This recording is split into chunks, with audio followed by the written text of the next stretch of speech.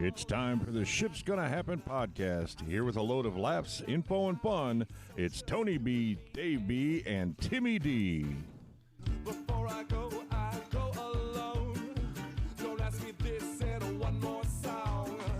It ain't too costly, no, I ain't too cheap, so just relax. I'm on my knees. Ooh.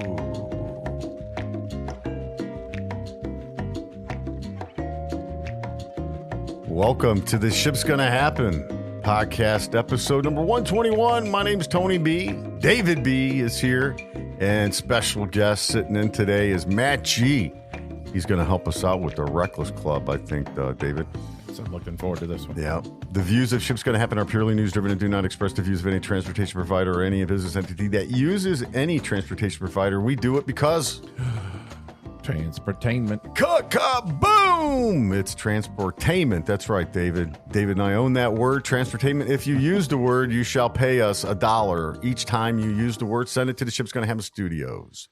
You can catch us on YouTube, Rumble, Spotify, Google Podcast, Amazon, iHeartRadio, Stitcher. You know where to find us. You can put us in a search engine of your choice, and we will pop up. It's Ship's Gonna Happen. David B. Good morning, producer Morning. Tony. Good morning, Matt G. So good to have Matt G back in the studio. We haven't seen Matt since the end of June. Since I was unemployed. Yeah. I'm trying to ease into that. Your unemployed friend. Yes. It's producer Tony, a beautiful fall morning, and there ain't a leaf in the yard. It's looking good. Thank you, It's sir. Still, Thank you. We're broadcasting from the 19th hole this morning. Do the leaves just know not to fall on your side of the fence? Dude, I told David one time there was a school of birds flying through, and I think they looked down at my yard and they went, no. Yeah. They flew over and they shit in the neighbor's yard. And I was like, yeah, that's Exactly. it. Yeah. I mean, it's really literally what looks like that's what happened. So Thank good you. looking yard, Tony. And this is the weekend before Thanksgiving. We got a nice 4-day weekend coming up.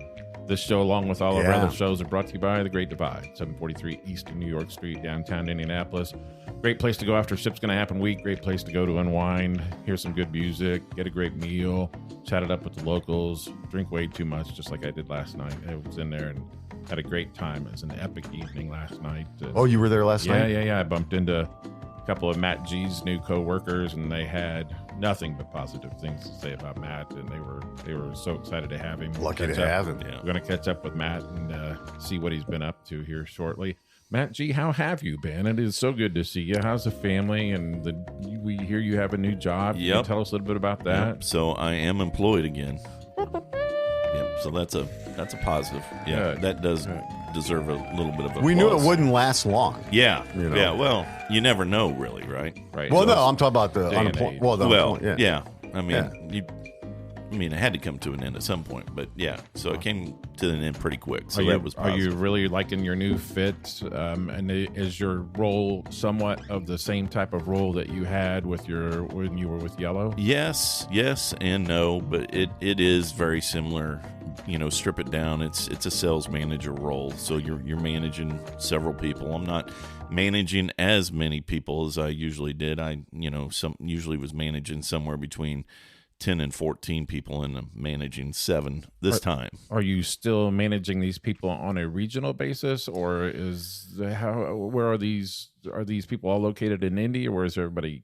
So what was really good about it is that when I got the role, I was basically handed the keys to say, hey, build your own team. Okay. And so that was really the first time I've had that, because, pretty much in every job I've had, you're kind of inheriting other people's mistakes, right? Mm-hmm.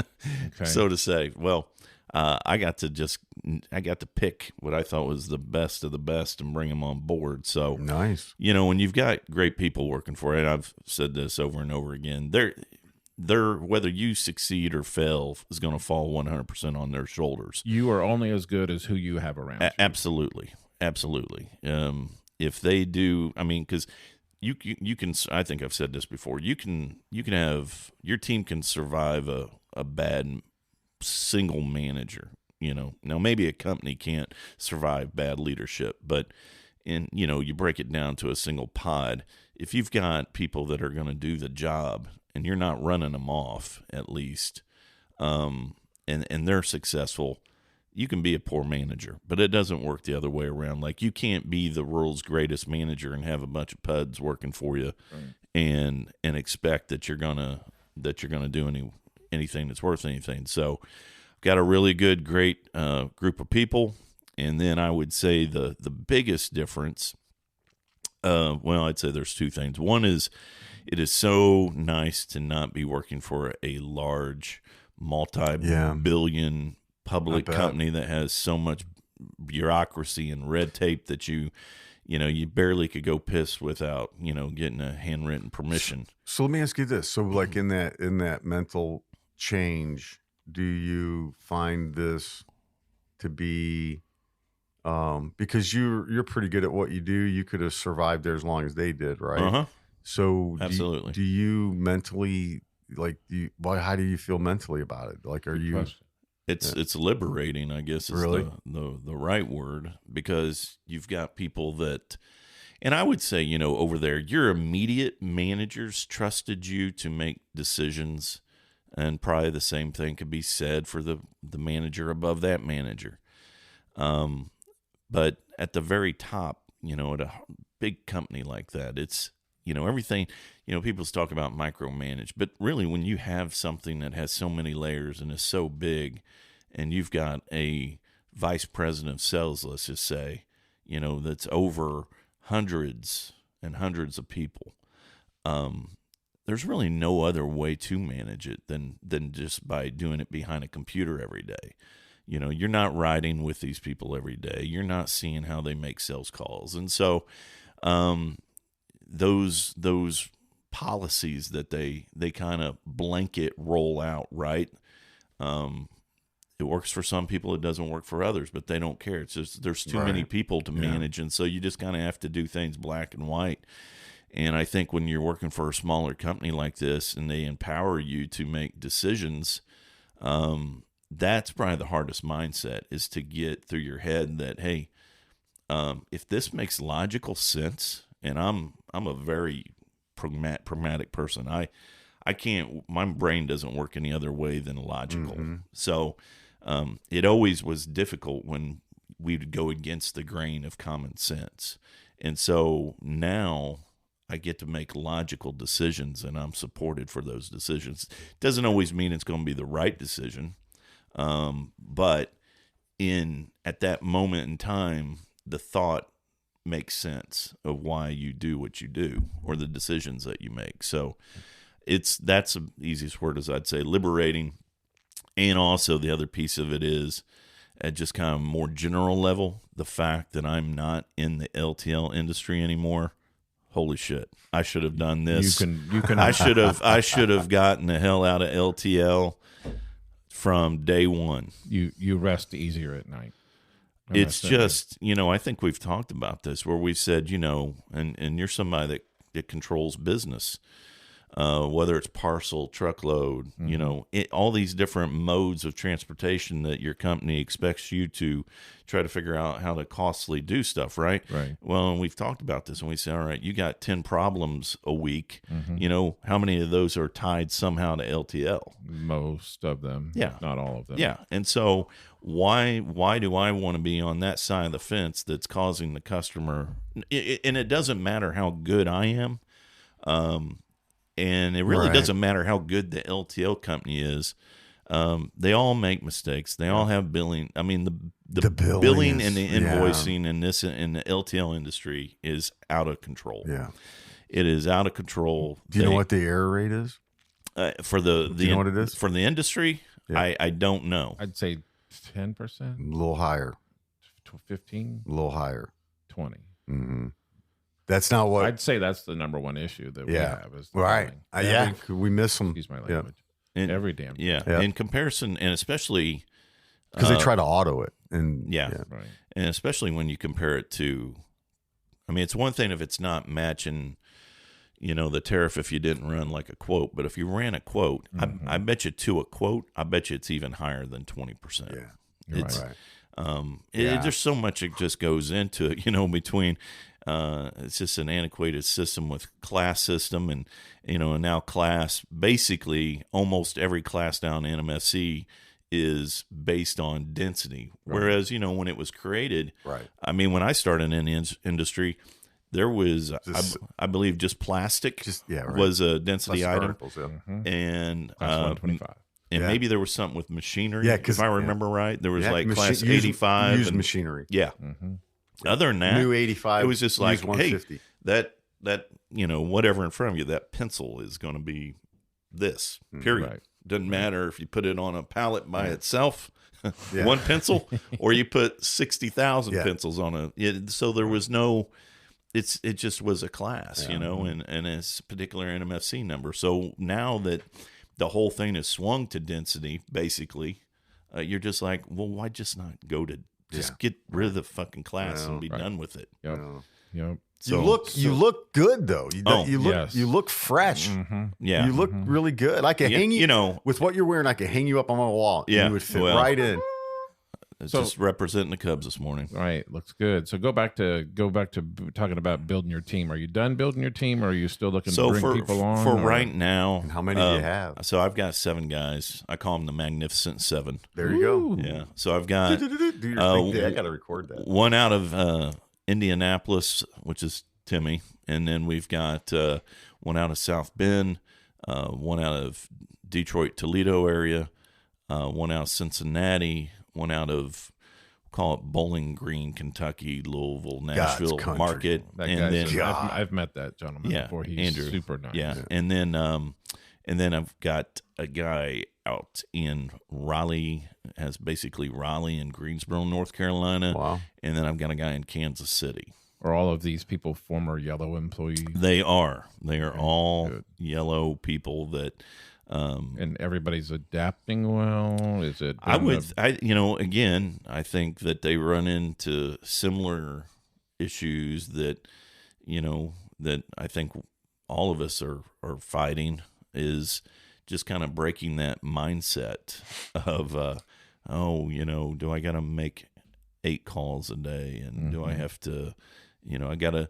We had gotten so ridiculous in Salesforce, and I think Salesforce is a great tool. But again, just like most CRM platforms, they try to sell it as, hey, this is a tool for you, Tony, and I see you over there laughing. It's a tool for you to help you, right? But what it basically is it turns into, again, a micromanaging tool. You got the guy at the top level, and he's like just kind of scrolling through teams, and he's like, well, why is this manager's team down, on calls this week?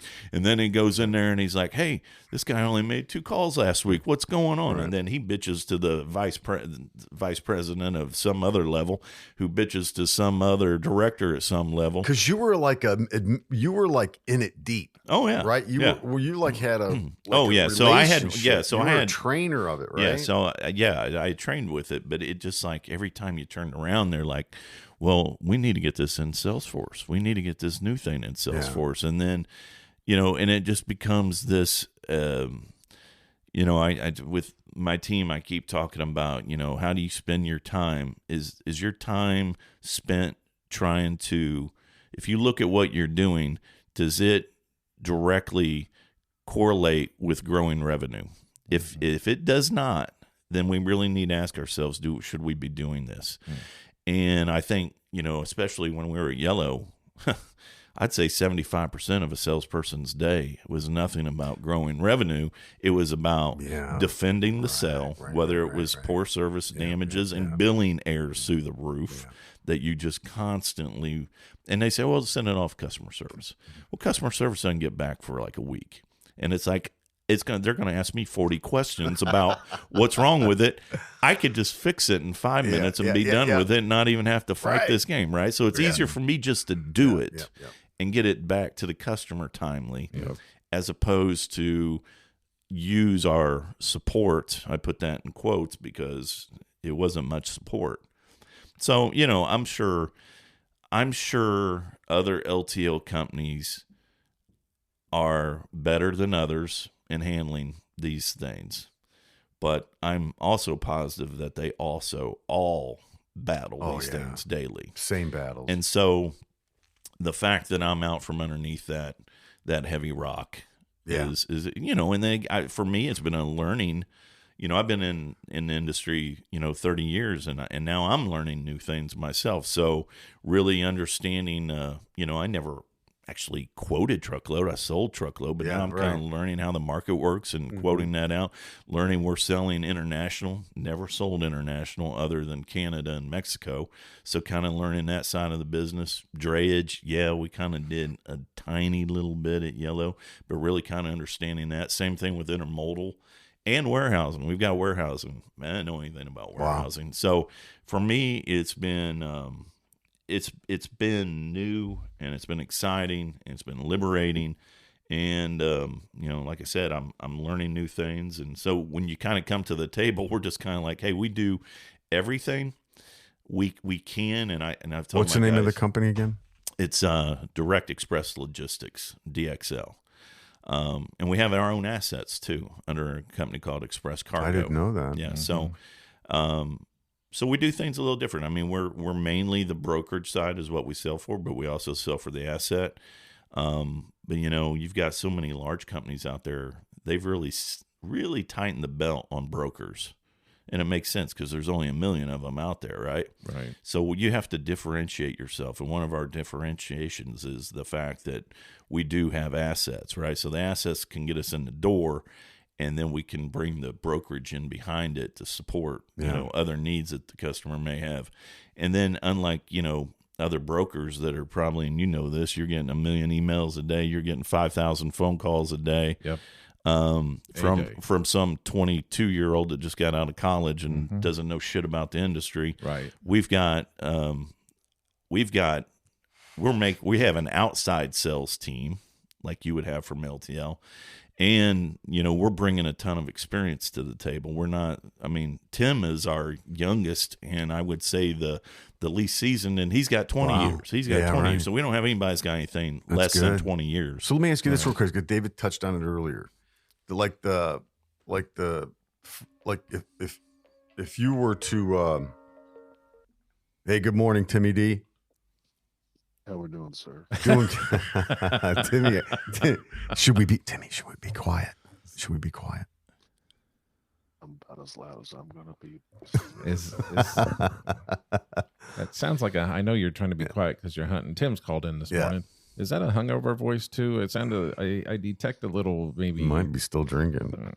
Something's going. Yes, but anyway, good to have Timmy D on. Tim, we're talking. We're catching up with Matt, and Matt's talking to us about. Actually, just mentioned your name, talking about his new team that he's working with at DXL, and he's excited, and it sounds like he's got a really good thing going on. Can you add to that, or is there anything you want to add to where you're at now as far as your new position or your new employer? So first off, Nice is in the studio.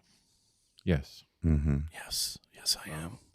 Look at that. We were talking about early on a Saturday night, Saturday morning, I should say, not Saturday night. No, it's a good thing. They respect their employees. They support the employees. They'll do anything for them. They just want solid person. That's it's always good to see. A smaller company, which is so different from where I came from. It's good to see something new for sure. It's been a blessing in disguise, to say the least.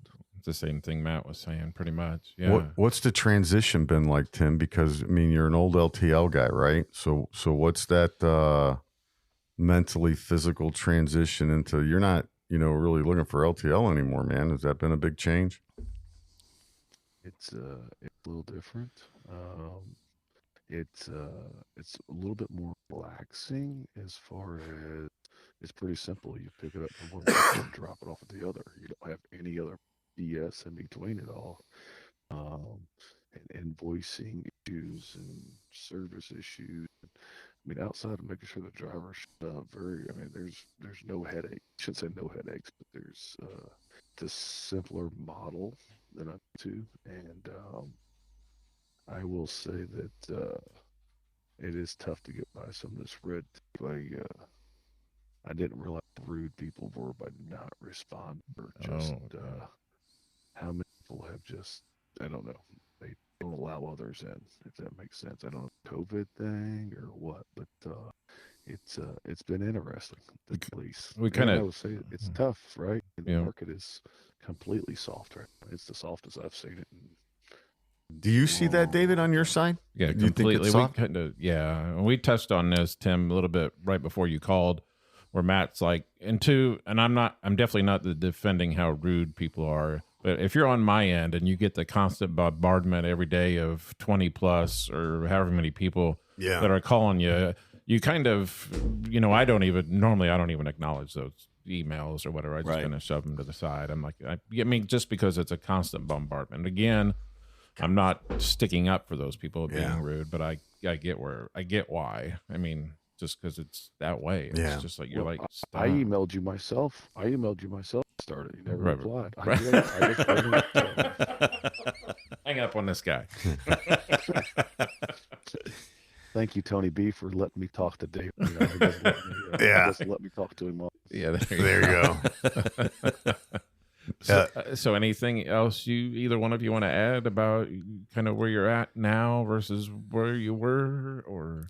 I just think the challenge right now is, I mean, for us is the education piece of it and understanding. I mean, the truckload piece is fairly simple, but like I said, the other modes, we're kind of in a learning curve on that. And the good thing is we do have some experts in the house that can really hold our hand through that process. You have some damn good people at work. Yeah, Sounds like it. Yeah, Like and Carrie Bain's been on the podcast before. Yep. And right. Is Oh yeah, I top remember her. notch. Yeah, She's phenomenal. Yep. Yeah, And she's our really international, and she's top notch. Do you on find people like often what I didn't never really sold truckload, but it's hard to find someone like David that controls it all, right? Does that your old contacts helping, or is that... we talk about I mean, pricing in our transportation is always the elephant in the room, and in LTL that was always a big battle. Now you pay a little bit more and you got a little bit better carrier, right? Or traditionally anyway. Yeah, right. You kind of were getting in what you thought you were getting into for the most part. Truckload, because it's, again, we talked about the simplicity of it. The problem with the simplicity, it becomes even more of a commodity than even LTL. So it really, really is price driven. So the other modes, whether it's, the drayage or the international piece of the warehousing, you can find some larger markups or margins in that. But the truckload, especially like Tim said, and this market is so soft. You've got, owner operators that are hanging it up. Now, we all know, we've been doing this forever, that this pendulum's going to swing back the other direction. It always does. It's going to, and typically when after the election, the farther it goes to one direction, that usually means when it does correct itself, it's kind of like when you hold something out and you drop it, it's going to swing hard the other way. And I think that's what we saw, right? Because COVID, it was like rates went through the roof. Right. There was zero capacity. Yeah. You got all those containers just sitting out in the middle of the ocean waiting to come in. So everybody went on an inventory emergency because they didn't know when they were going to get their product next time. So everybody's just ordering all this crap up. Well, what they didn't realize is the market, the buying behind it was going to soften up. And so now that is really overcorrected itself to the point now where it's really soft. It's, and of course I'm using my hands and that's really good for radio, but you'd rather see that swing be within a 1 inch area, right? Where it's kind of like Tim's golf swing. Yes. Oh. Yeah. And not having a 6 foot swing. Shots fired. And so it's going to correct back and we'll see. But we don't need it correcting back to the way it was during COVID, though. Yeah, I mean, it may correct back, but I mean, how much do we want to continue to spend for whatever? I mean, I like seeing these, the rates competitive, competitive. Yeah, and you've got, it's perfect right now for, customers right now because you're probably getting better service, and the rates are lower, and when that capacity tightens up, it's a double whopper for customers because service levels go down and prices go up. Yeah. It's Well, not if a you good think about combination. it, I mean, the third largest national carrier in the nation closed doors unexpectedly, and within 2 weeks, the market is fine. Like for the entire to absorb 60,000 ships Yeah, all right. OTL killers is insane. Yeah. That's a day. Nope. I mean, within that network, there was probably any given, probably 200,000, 250,000 shipments sitting in that network. And now those moved into other networks and no use, right? No complaints. To Tim's That's point, how soft market is. you know, to Tim's point with that, on my side of it, nobody's come after that business. Nobody. Really? Not one carrier has made an attempt to get that business. Not one. Probably because you don't reply to nobody. Hang up on him. That's all love, so. But brother. anyway, nobody. Love. I know, brother. I know. Yeah, it's just nobody's made an effort. That just surprises me. Not a single effort. So let's talk about that a little bit and change subject just a little bit. We haven't heard anything in a while, but last time we did the podcast, we talked about Jack Cooper maybe trying to make an effort to revive Yellow. Yeah. I'm not quite sure I understand that. And then since that time, there's nothing been really that's been said or going on. I even looked at it yesterday to try to get a feel for where things were, and I'm not seeing anything new. Can I go first? Please. Yes, please do. I think it's the Well, most. let's tell the audience who Jack Cooper is. Go ahead, so Tim. good. Break it down. Oh, I don't know who he is. All I'm right. So asking. Jack Go Cooper. ahead, David. So good. All right. Thanks for never mind. Anyway, if you listen to the last podcast, Jack Cooper Transit is a car hauler, and their three biggest customers are the big three: Stellantis, GM, and Ford.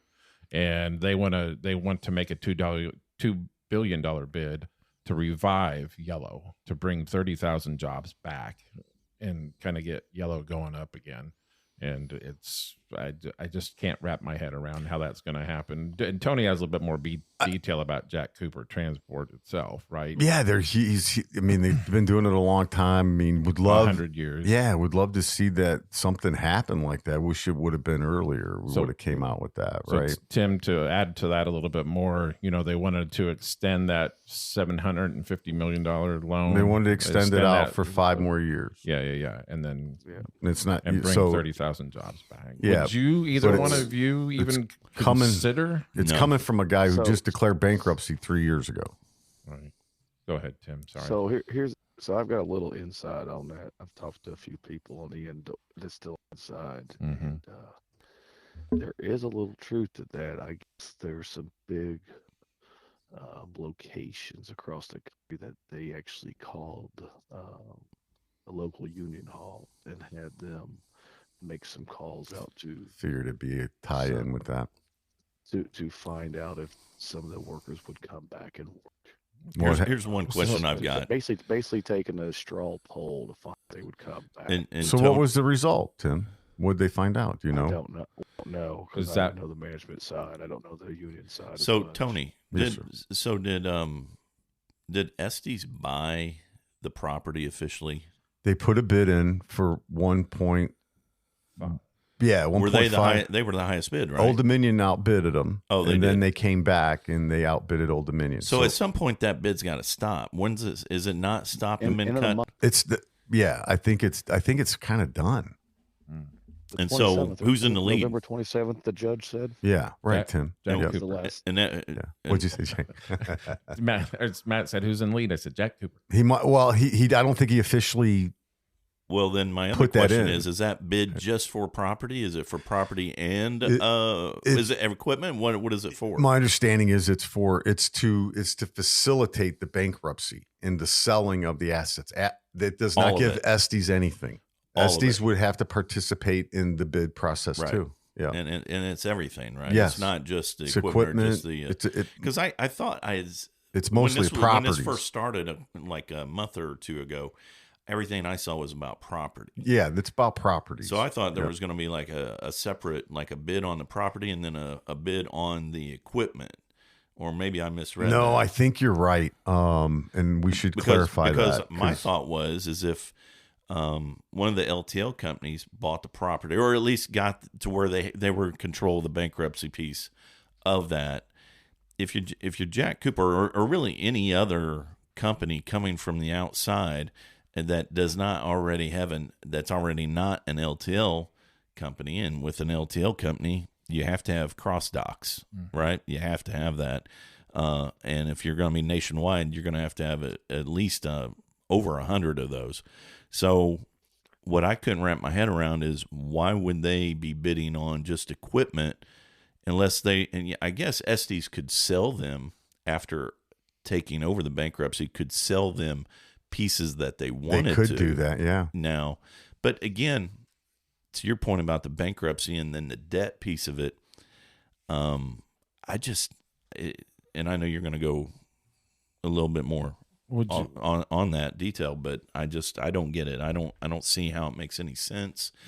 I think it's just a big propaganda game with between the labor union and the Democratic Party, right? Is what it is. I think it's a lot of smoke. Yeah. I think it's Sean O'Brien at least trying to show that he is looking out for him, and it's just a show. Is that why he was in Washington D.C. this week? Then I wonder. Yeah, maybe. Seriously, yeah. I mean, why was he there then? No, he I know. wasn't there for that. Why was he there? Well, just because pick a fight with Mark Wayne, whoever.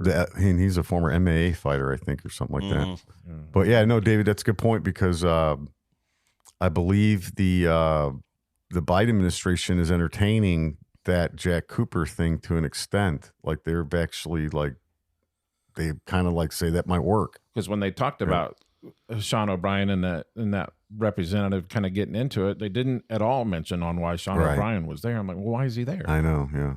I know. So, that's true. I don't know. Just wondering. Yeah. And so going back to my question, will either one of you even entertain returning to Yellow? Well, money always talks, but realistically, no. The answer is no. I'm kind of tongue-in-cheek said that, but I mean, it would have to be such a ridiculous amount of money for me to even consider taking back on that headache. So the answer is no. It would be insulting to them and how much I would require to go back. But I would never say no. But it's not going to happen. It says here that this is from Reuters. September 15th, 2023, bankrupt trucking company Yellow Eyes October sale of fleet vehicles. So, but it goes back into the whole thing that we were talking about earlier, where it doesn't delineate between the two. Yeah. So, it looks like it says Estes offered finally this, and so,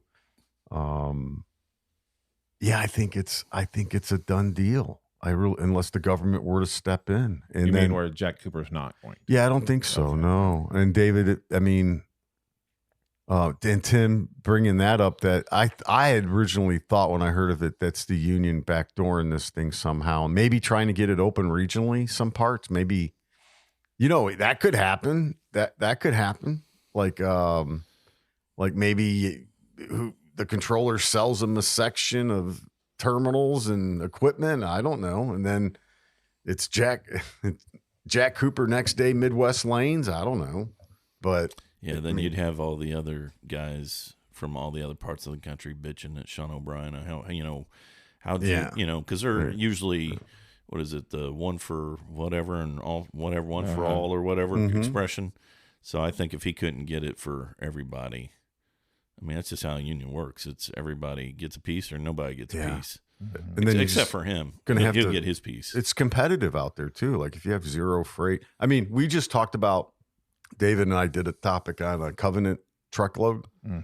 I mean, this is a company that got Bill Gates and Jeff Bezos money. Over $1 billion, right? And they failed, man. Yeah, you talk about that brokerage they started up. Yeah, it's over, dude. Yeah. Jacinda worked for him for a while, loved it. Yeah. And we had Jacinda on last time. And that was, I mean, and also with, going back to the rates thing, when we were talking with Jacinda, she's like, some days where it's not even worth it. And I'm like, well, you had to see that this was going to swing back to this. I mean, and I know it's difficult to kind of see where trends are going to go, but you always kind of got to be ready for that stuff. Oh, yeah. Yeah.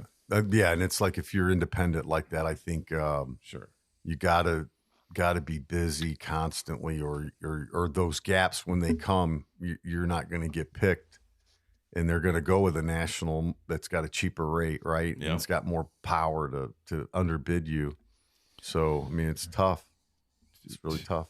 Tim, how have you been, buddy? Good.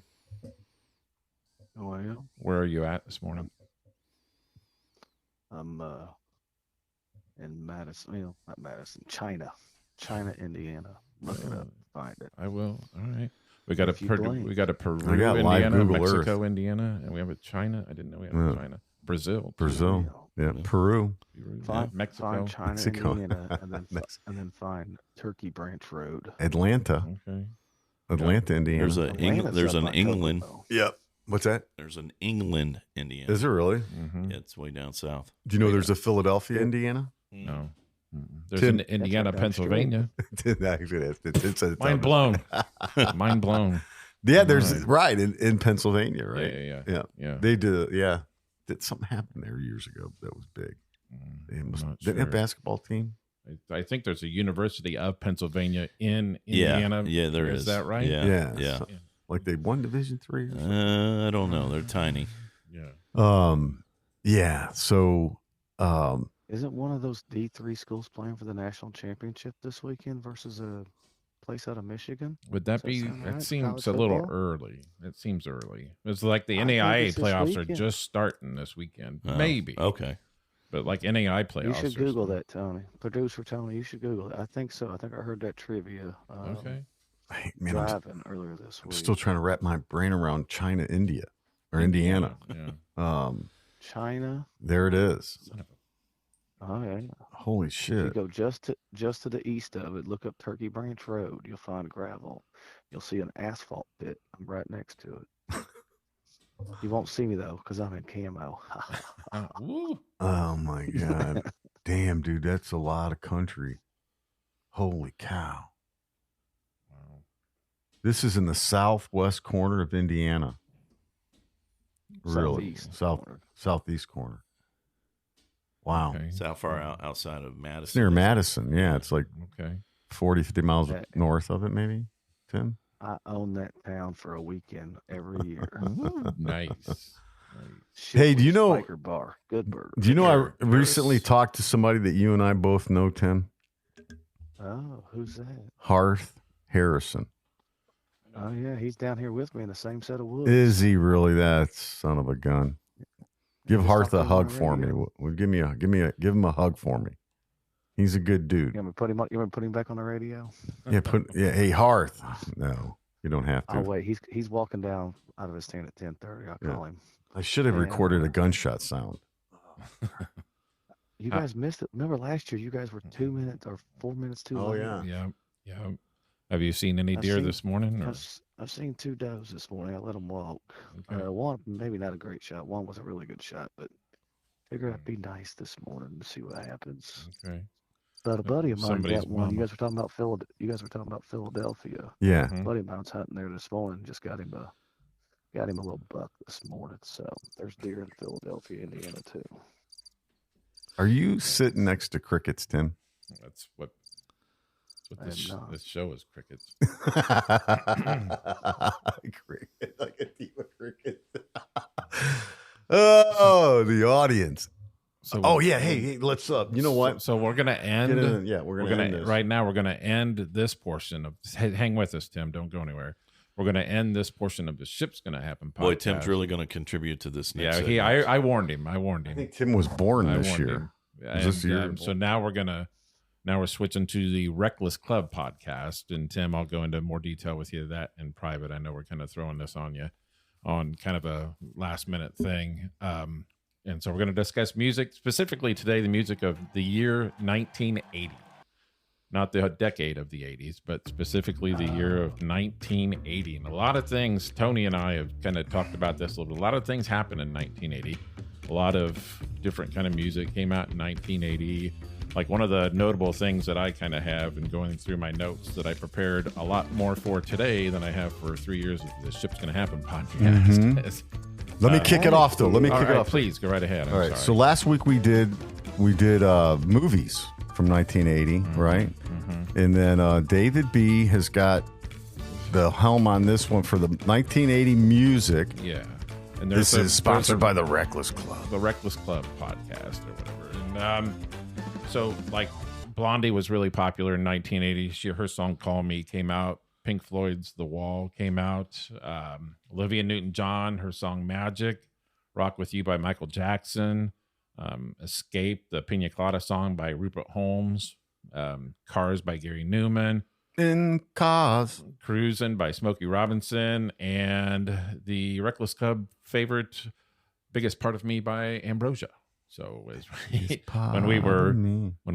Matt and I get out and we plug music and try to stump one another, we had an old yellow rep with us one time that I think that might be the only song he got the entire evening. I think. Yeah. Maybe, is that right? Yeah. Yeah. Which one did he get? Ambrosia, Biggest Part of Me. So, which is anyway, those are all good. I remember that. Right. Yeah. The yacht rock. Yeah. Era, right? So what was the number one song? Oh, I'm not sure. It was. I'll tell you. It was Blondie. Call Me. Call Me. I do have a few other historical things for 1980. February the 19th, Bon Scott died of alcohol poisoning. On April 1st, Brian Johnson was named the new singer of AC/DC. April the 15th, REM debuted. That was April the 5th. April the 14th, Iron Maiden released their self-titled debut album on July the 25th. AC/DC released Back in Black. Man, that doesn't even sound right. It doesn't seem like that was 1980. It seems like it would have been later than 1980. And they quickly moved. I mean, that most of that album probably had to be done before what's his name died. Before Bon Scott. Yeah. I know some stories about that, but I don't want to break in there. Go ahead. So on the December the 8th, John Lennon was shot to death in New York City. So that's kind of a little bit of the highlights that I have for 1980, but definitely an interesting music year. Oh my God. Yeah. Not just music and movies alone, man. It is a good time. The Sony Walkman came out too. Okay. It's first sold in Japan in 1980. Yeah. So cassette tape. Yep. Yeah. Cassette tape. And I think you could record off of it for the first time. You could was record. it the big yellow one at the time? Or You could I had one. Mine was white. Okay. But yeah, so the Sony Walkman, the emergence of rap, that's Tim's genre. Bust a beat for it. Right. Yeah. Rap started to emerge. Yep. I think that really, and I think Rapture by Blondie is where they kind of that little. Is that a rap?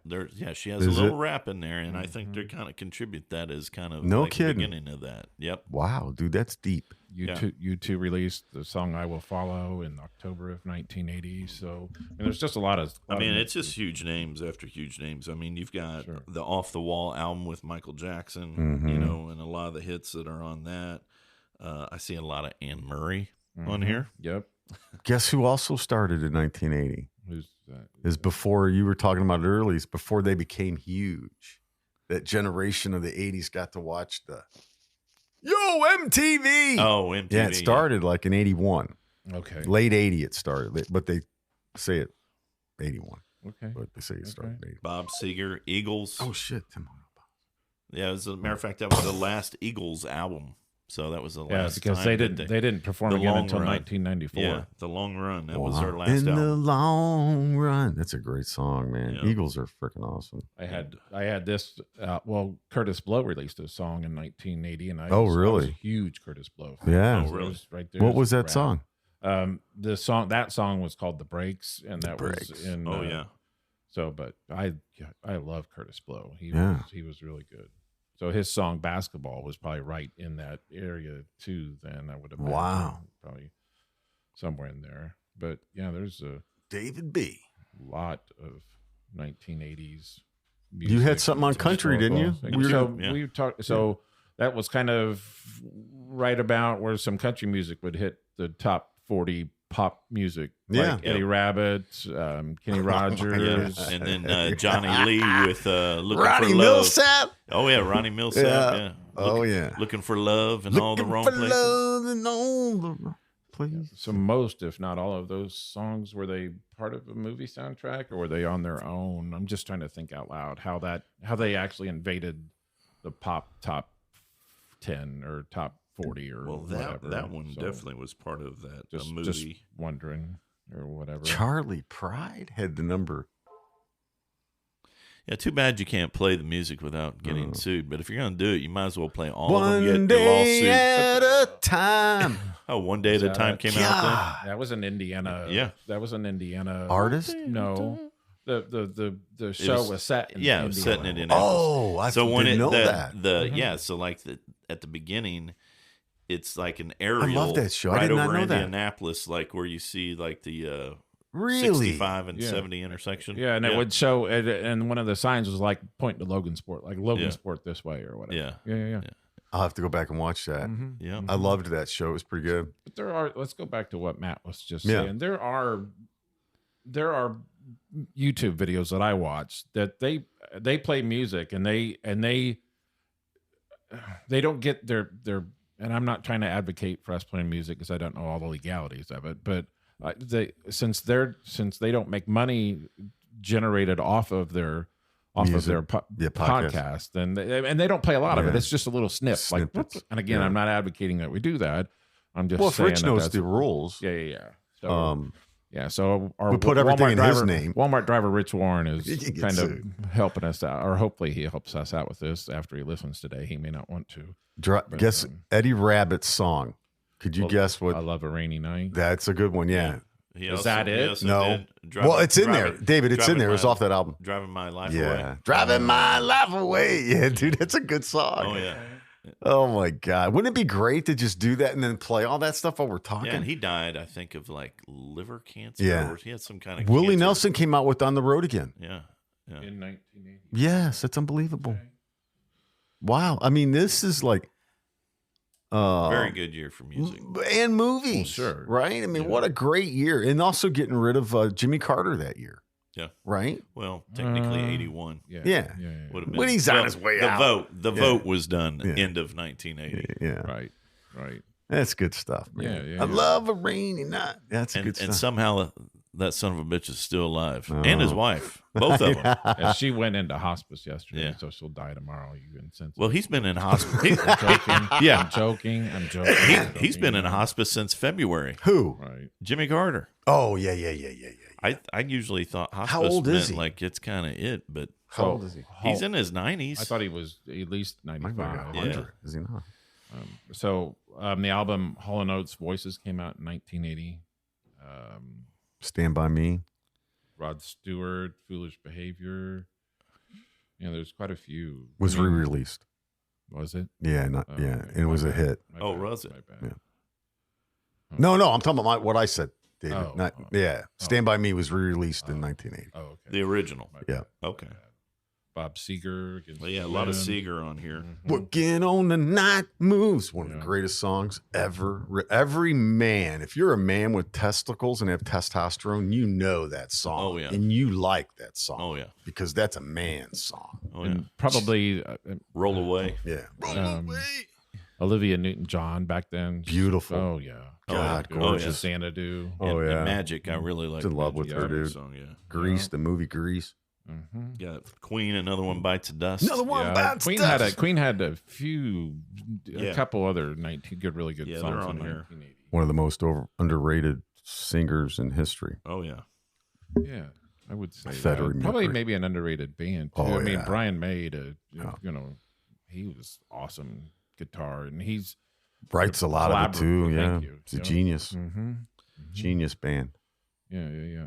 The Rose by Bette Midler. Yeah. The Rose. That was a great movie too, right? The Rose. You ever heard Conway Twitty's version of The Rose? I think I have. Yeah. That's It's I like pretty it better. good. Yeah. Yeah. Peter Gabriel released an album in 1980, and I gotta wonder if that wasn't his. Maybe would that have been his first solo? It might have been his first, but I don't Maybe, think it or was his no? big one. But I think on that album was one of my favorite songs all time. Oh gosh, go ahead. You got it on Did you there? say Gabriel or Townsend? Gabriel. Oh, okay. Yeah. Bum bum bum. If I spoke wrong, I didn't need to. No, meant Peter to say- Gabriel. What's that song, David? I'm not. Oh, seeing my it. God. Well, when I I think got of Peter I'm sorry. Gabriel, I think of two songs. I think of Sledgehammer, Right. which that came out later. Yeah. That's probably And 85. and then what was the song that the guy held the? Oh, I Got the- You the Beat. box I Got You that Beat. Got the box over his head. That was Can you get it? Can you Google it quicker than? Yeah, Is that what you're thinking of? The song that John Cusack's holding the Salisbury boombox? Hill. That one, but that's not No, the that's song not the I'm one. talking about. In Your Eyes. Yeah, In Your Eyes. In Your. That's off the one David's talking about. Oh, is it? Sledgehammer. Yeah. Oh, is it? Yeah. Okay. Shaka Khan had it. Oh, yeah. She was cutie. Boy, she was. I think she was a cutie. I liked her.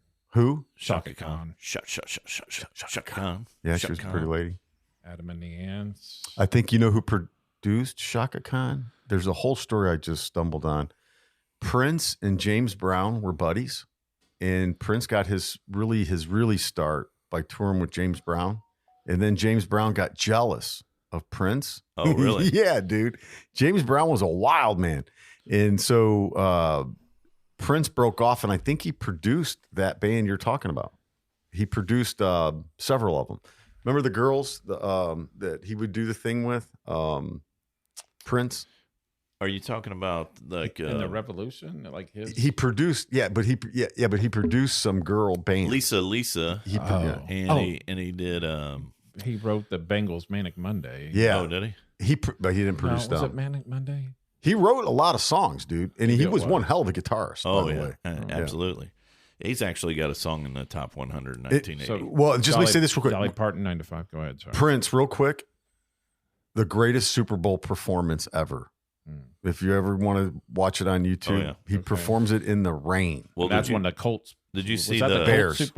Colts Bears. It's when the Bears didn't blitz Peyton Manning and let him win. And that it for you. You see if you don't blitz Peyton Manning, you're not going to win. Right. You see the George Harrison induction into the Rock and Roll Hall of Fame where they do what's the Beatles song that he wrote? The guitar as my guitar. Oh, Gently Weeps. Yeah. Yeah. So on the stage, you've got Tom Petty.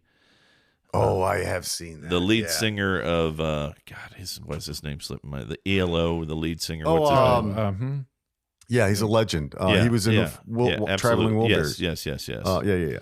And there's a couple of others, but also Prince is out there. And at the end of that song, they let Prince just kind of take over on the the guitar section of that. Jeff Lynne. Jeff Lynne. You're awesome, Dave. And then watch the end of that. He just takes his guitar and he just throws it up in the air and it just disappears. It goes into the ceiling. Like he had strings tied to it, but you couldn't tell. And he just gets done and he just goes, and it just goes.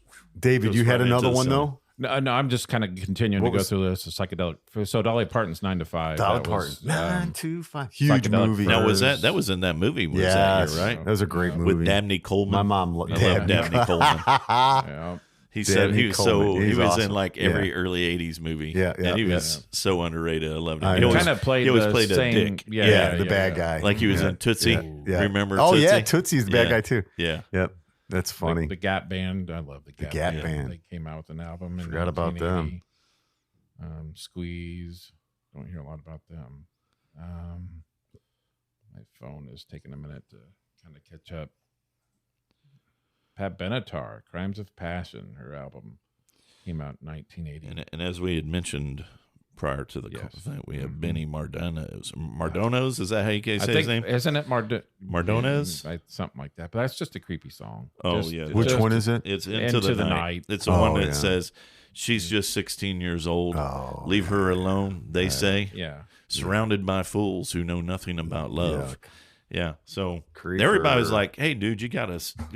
Bump that age up. I mean, she's you're 36 and she's 16. I don't think this is gonna work. And he's like, "Oh, you're a fool. You don't understand love. Right? We're in love." It's the tone of the other than the lyrics, like the first lyrics. I like that song a lot. But those lyrics, like nope, can't listen. So Jay Giles Band. Oh my God! I nailed just saw that. Love Stinks. Yeah, Love Stinks is a good one. I nailed that at the Great Divide. At the Great Divide, like two notes, like pow. I didn't know that one. Also, I'm looking on here. REO Speedwagon. Keep on loving you. Air Supply was big in 1980. Also, oh yeah, Air Supply. The Cure. Man, that's so hard to believe. All that. You mean that it was 1980? Is that what you mean? That it was that long ago? The movies we saw, and then you just think about the music alone. I mean, it's so what I'll do here, because I did it for the movies thing. I'm going to Google Top songs today listened to from 1980, and we'll see. I bet Yeah, it's I can get changed. some guesses in here. So Joan Jett, was it just was that just Joan Jett, or was it Joan Jett and the Black Hawk? Or wasn't it Joan Jett and the It Black was Hawks? Joan Jett and the My Black guess Hearts. is Queen is high on that list of music that's played. Oh my God, you're not gonna believe Maybe this. Pink Floyd might be on there too. Van Halen, Women and Children First, their album that came out in 1980. Oh my God, it's the same things happen. It's totally different. What are you saying? I'm sorry, Tony. Eagles probably be pretty high on that list as well. Every breath you take is like one. I don't think that was Nah, 1980. that doesn't sound right. Take on me. That's That- aha, but I don't think that was 80, was it? Maybe 82, 1 or 2. 84. What the hell are they giving me this for? Yeah, absolutely. probably. Take on Me. Yeah, that was well after that. I think, isn't that the number one? And I could be wrong. I think it isn't is, that yeah, the number one all time. downloaded Yeah. YouTube Yeah. watched music video? Yeah. I think it is. Oh, really? I I've don't looked it know up that before. to be 100% factual, but I'm Yeah. fairly certain that's right. Like 5 billion views Yeah. or something. I Oh, guess I wow. never got it. So the song was top okay. 1980 songs listened to today is Blondie Call Me is still number 1. All Out of Love is number 2. Air Supply. Don't Stand Too Close to Me. It says The Police 1980 on Okay. here. All right. Yeah. I mean, I guess it could be right. Give It Me just the says Night, it's George sounded- Benson.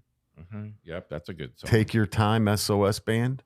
I don't even know if I know that song. Shining Star, 1980, Benson's Manhattans. No, the SOS song he said. Love Will Tear Us Apart, 1980. Joe Davis. I just can't That's believe. weird. Yeah, I can't imagine that song's being played more than Another One Bites of Dust. And Another One Bites the Dust. I would think that'd be number 1. Where are you getting? I'm sorry, Tony. Where are This you is getting? Google top songs from Okay. This might be one guy's opinion. Right. Well, there's unlike when we did the movie thing, it was all rentals currently added up to this date, and it was different. It was Star Wars was number 1 in the box office, and then it was like Yeah, I still 17. don't get that. Yeah. because I mean, I'd have to see a list. it was of a the horror movies, movie but actually that was like in the top 5. Was it like was the first Was Jason movie? might have been. It was Friday like the Friday the 13th might have 13th, I been think is what it was. 1980. Yeah. Iron It's great. Maiden's debut album. Celebration? Put him in the yard, Maiden. By Cool Gang. Execute him. 1980. Yeah, that's on See, I this would list. think that would have been on the. Well, I think what happens is it just what happens is because we've all discovered that like Dazed and Confused would be a good movie when it was released 1994. was horrible. It did horrible at the box office. What movie? Dazed and Confused. Oh yeah. HBO when they came out with it was the number 1. People couldn't get enough of it. Office Space. Yeah, another one bombed. Yep. So Rush, Permanent Waves was released in 1980. Wow. Yes, Celebration. Wow, was- that's a great album too. Billy Joel, Glass Houses. See, I didn't even know that. Smokey Robinson, Warm Thoughts. Yep, I saw that on here. Devo, Freedom of Choice. Whip it. It's on here. Yeah. Whip it good. That's Foo Fighters' new drummer is from Devo. Oh, really? During the concert, dude, it was epic. He goes, yeah. He goes, you want to hear some funky stuff? He goes, a lot of you don't know. We got a great drummer. You know who he is, but you don't know what band he was in. And he started doing boom, boom, boom, boom, boom. Whip it. And he was, yeah, dude, it was awesome. It was awesome. That's Yeah. cool. It was a good concert, man. You ever see him? Foo Fighters. Yeah. No. Awesome, I had dude. like 2 chances last Yeah. year to Do you- catch them, and I didn't. Do you have 2024 dates lined up for anything? No, because officially don't have any of the music that I would probably see. None of the festival. So what's the They're best out band yet. you've seen this past year as we're heading into Well, 2024? I did your go to best band? probably since the last time I was here. What I did see was Farm Aid. Farm Aid was here. If you guys didn't know that, I don't know if either one of you went, but No. that was awesome. So kind of marked. Did you go? Oh yeah, Oh yeah. So you saw. Were you Oh. there all day? half the day. Okay, we were there all day good drinking all shit. day. So I did I'm not surprised I didn't bump into you. I thought about calling you. marked a couple off the bucket list. So one intentionally, one unintentionally. So Talk about it, because it was Yeah. it was Yeah. crazy Oh, yeah. what So- happened. So I got a friend of mine that he didn't work there last year, but for like the last 5 years, a part-time job, because he loves music. Yeah. So what he does is he gets a part-time job working there, and he gets comp different things. Yeah. So he'll work there. He doesn't make much money, but he'll work as an usher or whatever. Yeah. And so he texted me. This is probably so we got in there at like, I think we got in at like 1 o'clock in the afternoon. Yeah, that's kind of what we got there. Yeah. maybe So we got in, and he texted me like 2 o'clock, and he said, "Hey, the word that I'm hearing, the rumor is that Bob Dylan is going to be making a surprise." I didn't know guest. that. Yeah. And I was like, "Holy shit!" And he always Yeah. nails that stuff. When Yeah, he's just huge and always How gets would all he the shit know right. that? Because somebody had saw Dylan come in, Wow. and then it was just like wildfire passing through everybody Yeah. inside, and but yeah, it was all really good. I mean, you had Jim Irsay. Did you see Irsay? Yeah. But about the Bob Dylan thing, real quick, if I can. I was just going to work my way. My up to it, wife, but and, no, yeah, my wife and I. So we're like going down to get better seats at this time because people are leaving. Yep. I actually said it would be epic if Bob Dylan showed up. Oh, really? You and said then because I originally saw him years ago, he was a part of it, that. Right. and I thought, I was thinking in my head that Willie Nelson's getting old. This Oh, might yeah. be like his last thing. So maybe some great ones are going to come out. And dude, like it's dark on the stage. Yep. Can't see him. We're like close, man. Not in the seats, but on the lawn. Right. And poof, and he goes, "Oh my God." I'm like, "No way." I'm like, "This is unbelievable, man." And then Neil Young was awesome, right? Yeah. I mean, it was And you could tell Neil gave up his time for Dylan. Yes. Because he only did Yeah. like 2 or 3 2 or 3 songs. songs. And so he's a bucket list guy. I really wish I would have got to hear some of the other songs that I like from him. But okay, I got to see him. I can say that at least. Did you? I'm sorry. Go ahead. No, go ahead. Did you go to the Irvington Battle of the Bands? I did. David did. Son of a bitch! I didn't did. go. I thought you were gonna nope, go. I didn't. I did By go. the time and I got, and they excuse won, my and they won again. I saw. I thought as I was going to go, as I figured Matt would be there. I'm like, all right, I'm going to go, and just it didn't. So It was a rainy kind of, not sure how the weather was Yeah. going to. does that happen every year? And they won last year too. So Who 2 won years it? in a row? Union Suit Rally. Yeah, which is a very good. We Oh yeah, we they're actually great. Matt, They're awesome. Actually, Matt and I actually kind of by chance saw 'em. Yeah. Yeah. So we were at the Melody Inn to see another band that I kind of was like on. I'm like, I don't know if these are going to be any good. And Union Suit Rally opened for this band, and they were better than the other band. Oh Wow. yeah, hands down. Yeah, They're so good that And it's I'm like a little surprised that they haven't. and it's not my taken off. genre. It's like I don't want to call it picking and grinning. It's bluegrass. Yeah. Well, I'd say it's Bluegrass or- I'd say it's like a folksy kind of. If it wasn't for the mandolin, I don't even know that you would say. He's that good. Oh yeah, No, he's to- crazy. To Matt's point, how they're not picked up or how they're not playing every weekend Really? just Oh, yeah. baffles. Yeah. So they're a Just- local they're band. not- So they just don't play go again just go until- into Amazon or any of your music providers YouTube. and just type them in and just hit play What's their and let it name go. again? Union Suit Suit Rally. Rally. It's a hard one to wrap your head around. I don't know why it was so hard for me. I'm like, is it the rally? Is it the first word, second word, third word?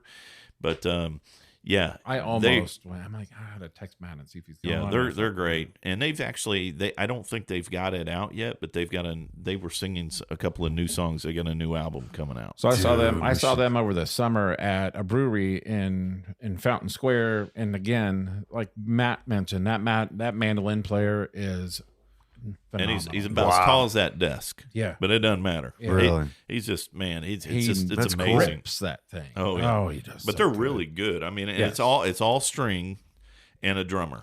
So the best thing you saw. Give So me the best thing I saw, I mean, so what I saw this year, where you just was like, fuck, you were like in heaven. well, I saw Dave 7 times this year. Okay, yeah, that's always So good. I mean, Wow. that was 3 nights in a row in Mexico. Yeah. Then I saw him in Cincinnati. Then the 2-night show in Indianapolis, Wow. and then we saw him again for where do you think it Farm was the best? Day. His show What show did you like the best? with him? Yeah. Because I've seen him in other places, but I think Ruoff's the best place I see him. Yeah, I would say the first night here, although it rained the second night. Yeah, when you're seeing him with Tim in Mexico, it's hard to beat that. Yeah, too. Now it's a different feel, right? Because Right. you don't have the whole band effect. But the songs, it's the same songs, but it has such a different feel to it. And it was Mexico, and it was on a beach, and you got a drink in your hand. I mean, it just doesn't get much better than that. So it's hard to beat that. But throw that out the window. Saw Dead and Company. Oh wow! This was their last tour. Really, really good show. And That's it's kind of the same Mayer, thing. right? Yeah, and Mayer, man, you talk another great, He's musically great guitar player. Yeah. He just is so good. That was a really good show. Trying to think what else. That's the two that jump out. But God, we saw a couple other shows, and I don't know why I'm drawing a blank. God, what else did we see? Oh, we saw Weezer this year. Weezer. I saw him too. That was at did you go that was at a festival? Louder Than Life. Yeah. No. What? No. The one we saw was down in Garfield Park on the south side. Mm-hmm. It was I forget what the name of the. Yeah, I'm drawing a blank. Blew it away though. Yeah, they're really good. Yeah. Mm-hmm. And they were the reason we went to that show. There was a couple other. So the one that just went, fuck man, it was awesome. I don't. Is it too hard? Yeah, I mean, Yeah.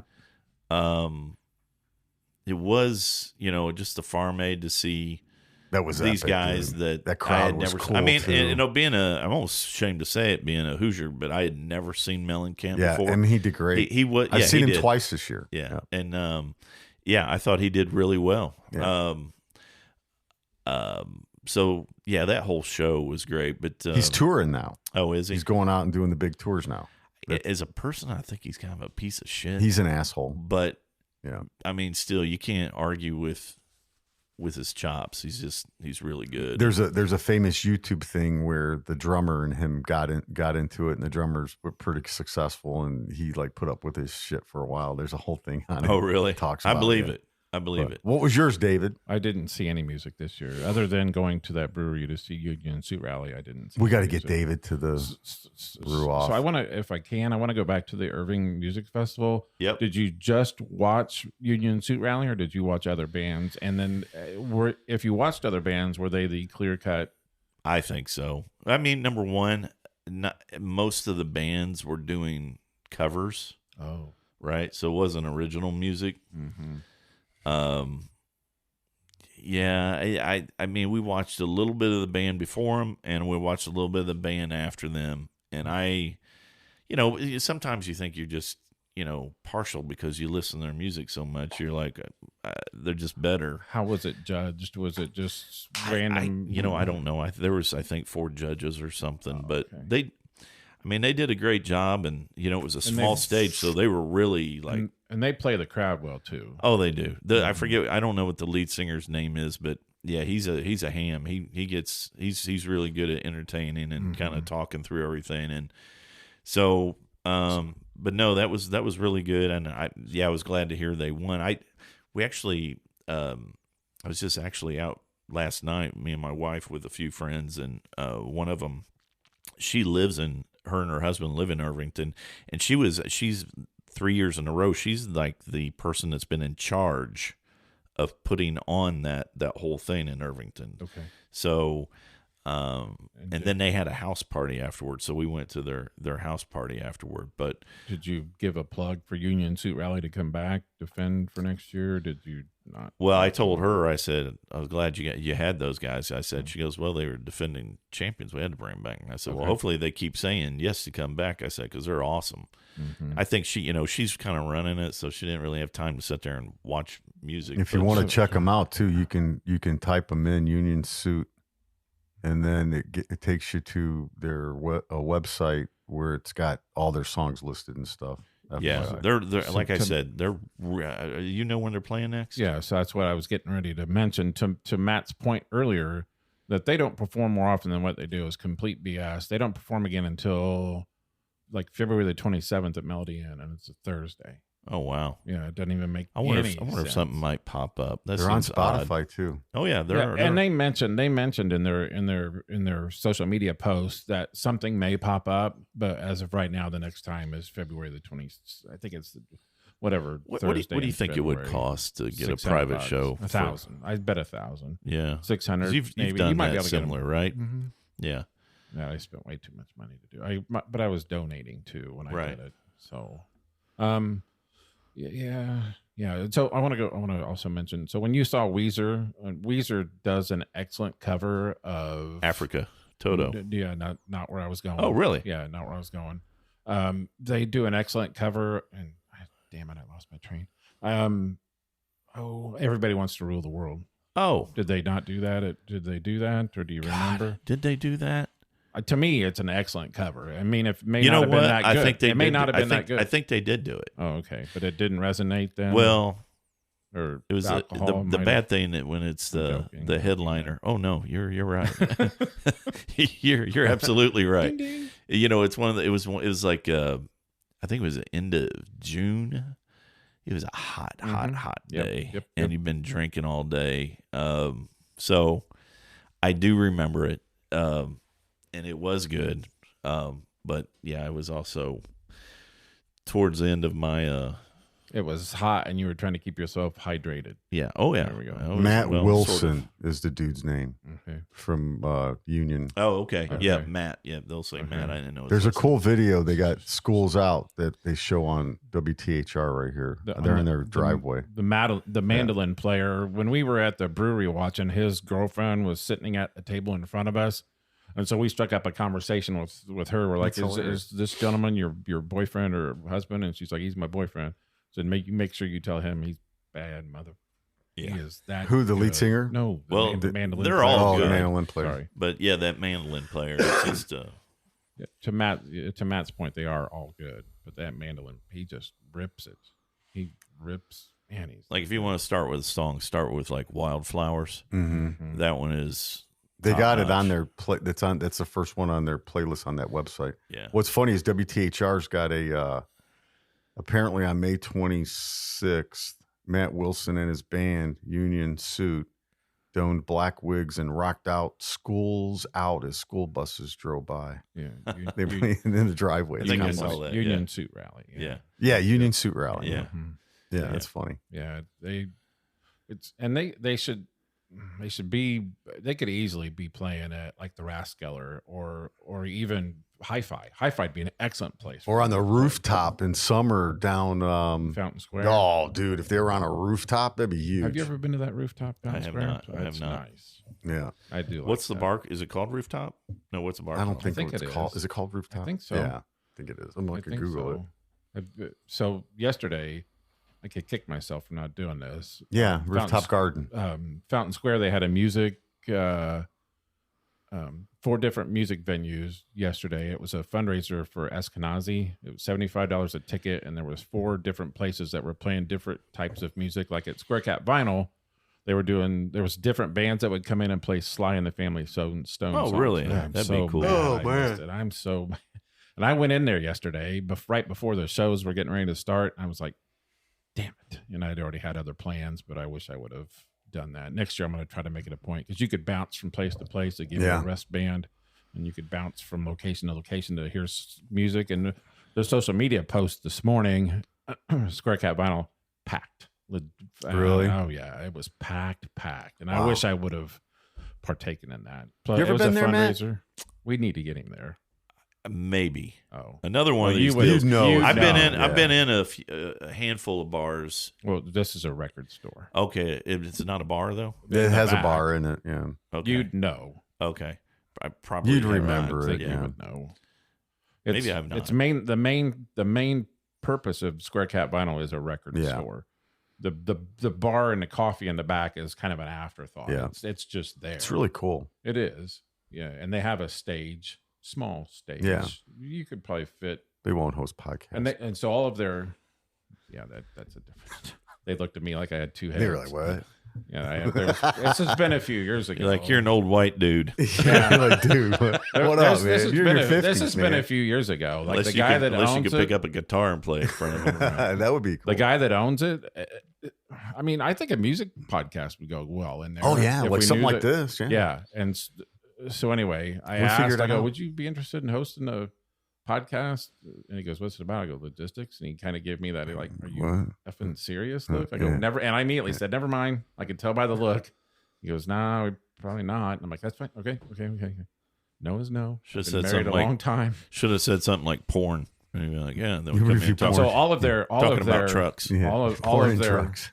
all of their record case or where their sections of records are on wheels. So when they have a band, they just push it out of the way. Yeah. Oh. They It's just pretty push cool. that It's a stuff nice out of the place, way. man. I think it's a Yeah, well even kept if secret. you like coffee. I mean, it'd be a good place like Yeah, this morning to get a coffee and go And in they and got listen. And they play albums albums of everything, Yeah. man. And they'll play an album for you. and it's quiet as Yeah. fuck in there.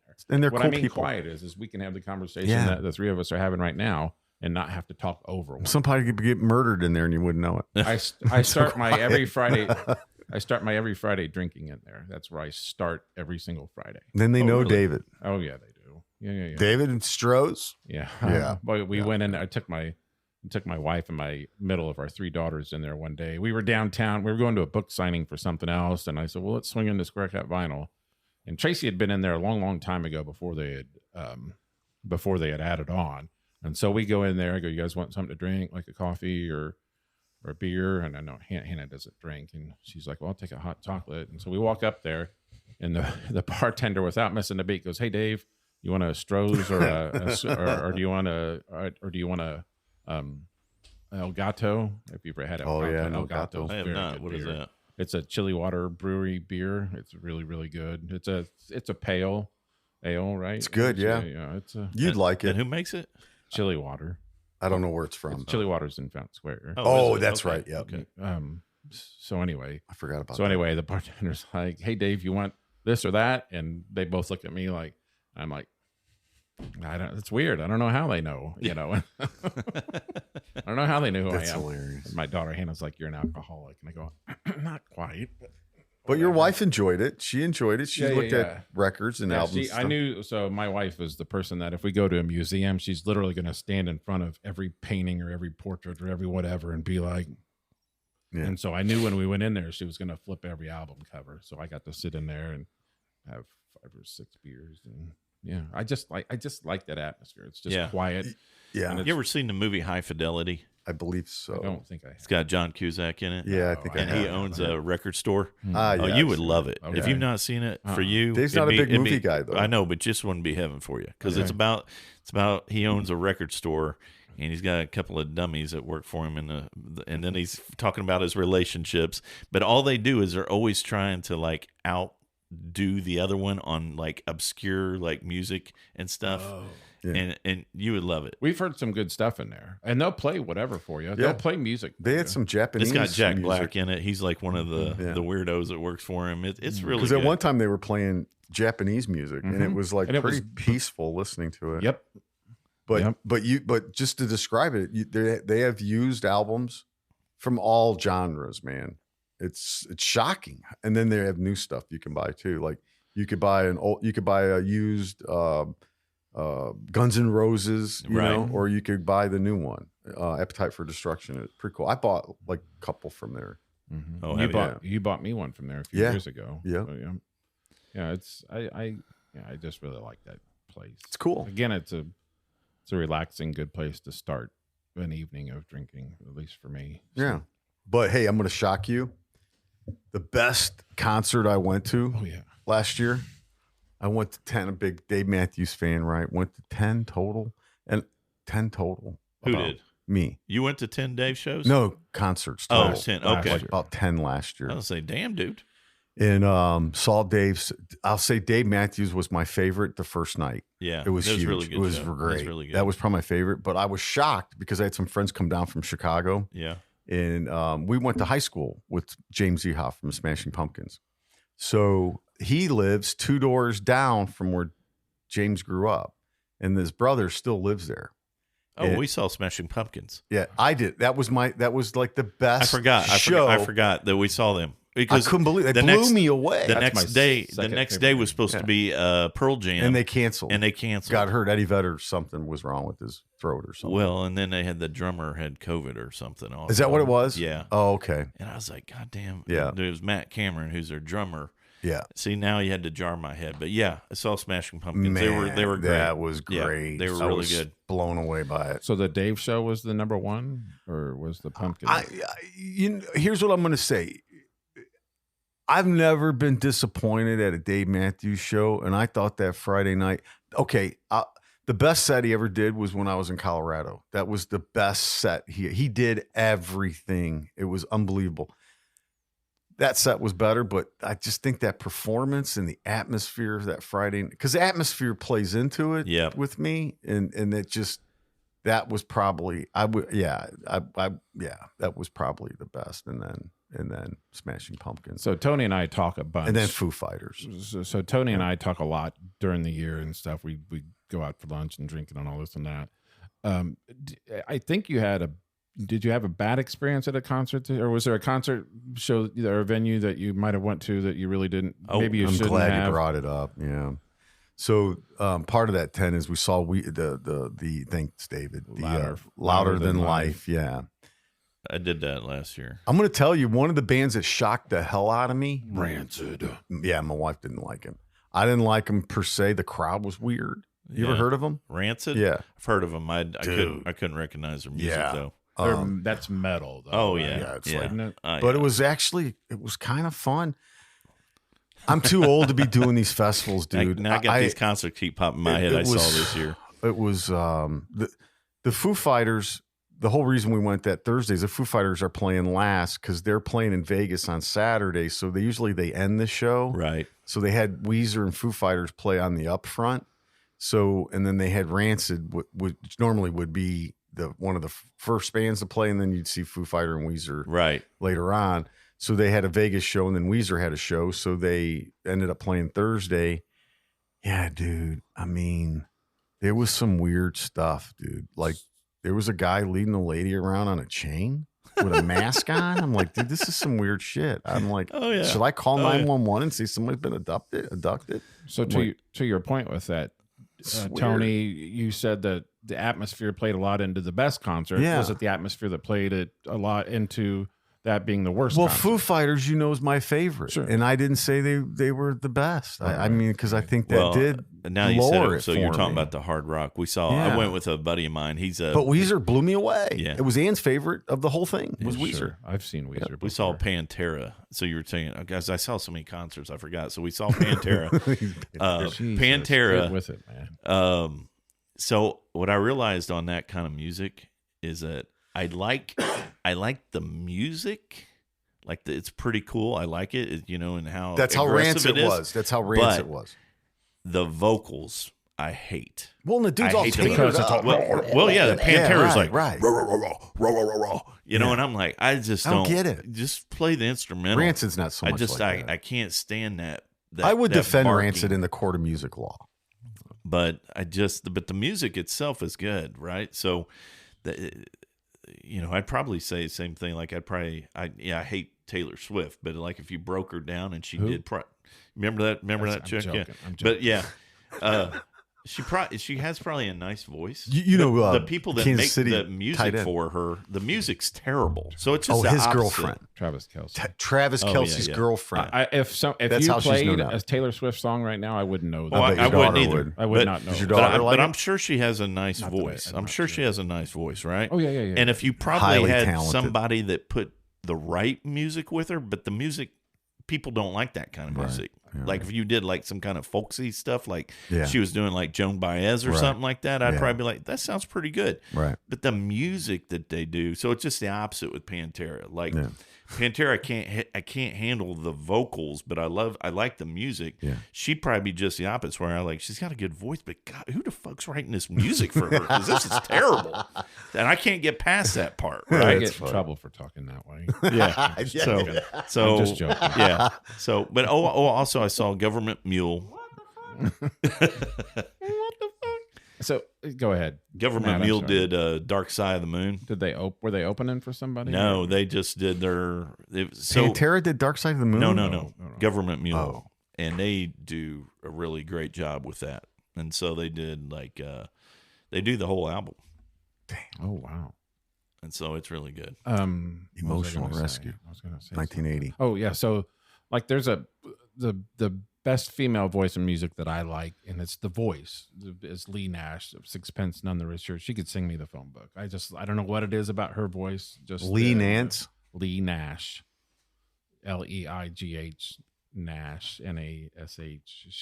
I don't know what it is about her voice. I just like that voice a lot. She could sing me the phone book and probably make it sound good. Not that there's phone books anymore, but I don't know. It just made me think of Wow. so. Lee Nash. I never knew her. Yeah. How did you come into experience her? Just listening to music. I mean, like, Sixpence None the Richer, they may have had 2 songs, maybe 3 songs that kind of hit. Kiss Me. I'm drawing a blank on Damn. a couple, but David? I just like her voice. So it's just She's got 2 Kind of sisters. fits. Yeah. She married a drummer. Yeah. Wow. Didn't know who that was. Kelly Rowland can sing to me all the time. Yeah, Interesting there's stuff. the ones that have the looks, and then there's the ones that have the voice. Yeah, well, I mean, to your point, that Helen Terry, Terry sang with Culture Club. Her voice is effing phenomenal. Yeah. But, and again, I don't like to correlate that, but you're like, Well, I feel like country music nowadays, that's how they pick their girls, as if they're, because you don't see any fat, ugly women. You don't have any more Tammy Wynettes and Loretta Lynn's that are uglier than sin, but got a great voice. They're like, they'll look at you first and be like, okay, you're attractive, so let's see what you sound like. But if they walk in the door and they look like dogs, they're like, yeah, no thank you. right. So like the Milli Vanilli thing. Yeah, probably. And they Wouldn't got surprise people me. out back singing. And there's probably a lot of that going on, man. I was going to say the technology they weren't things the are first, only and probably getting wasn't better. the last. Right. Yeah, I'm definitely. You would not think with defending them. technology that might be easier to do now. It's just like Harbaugh's not the first to steal signs. Yeah. Won't be the last. Probably the first to pay in advance to go do it and Yeah. get caught. But Yeah.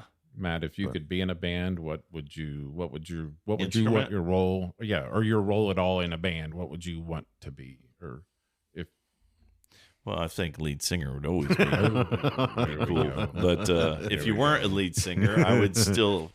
I think it'd be really cool to either be obviously a lead guitarist, or I guess if you threw guitar out, because probably everybody would say that, I would probably say some kind of keyboard, piano. Oh, cool. That I think that would be pretty cool. Yeah, producer Tony.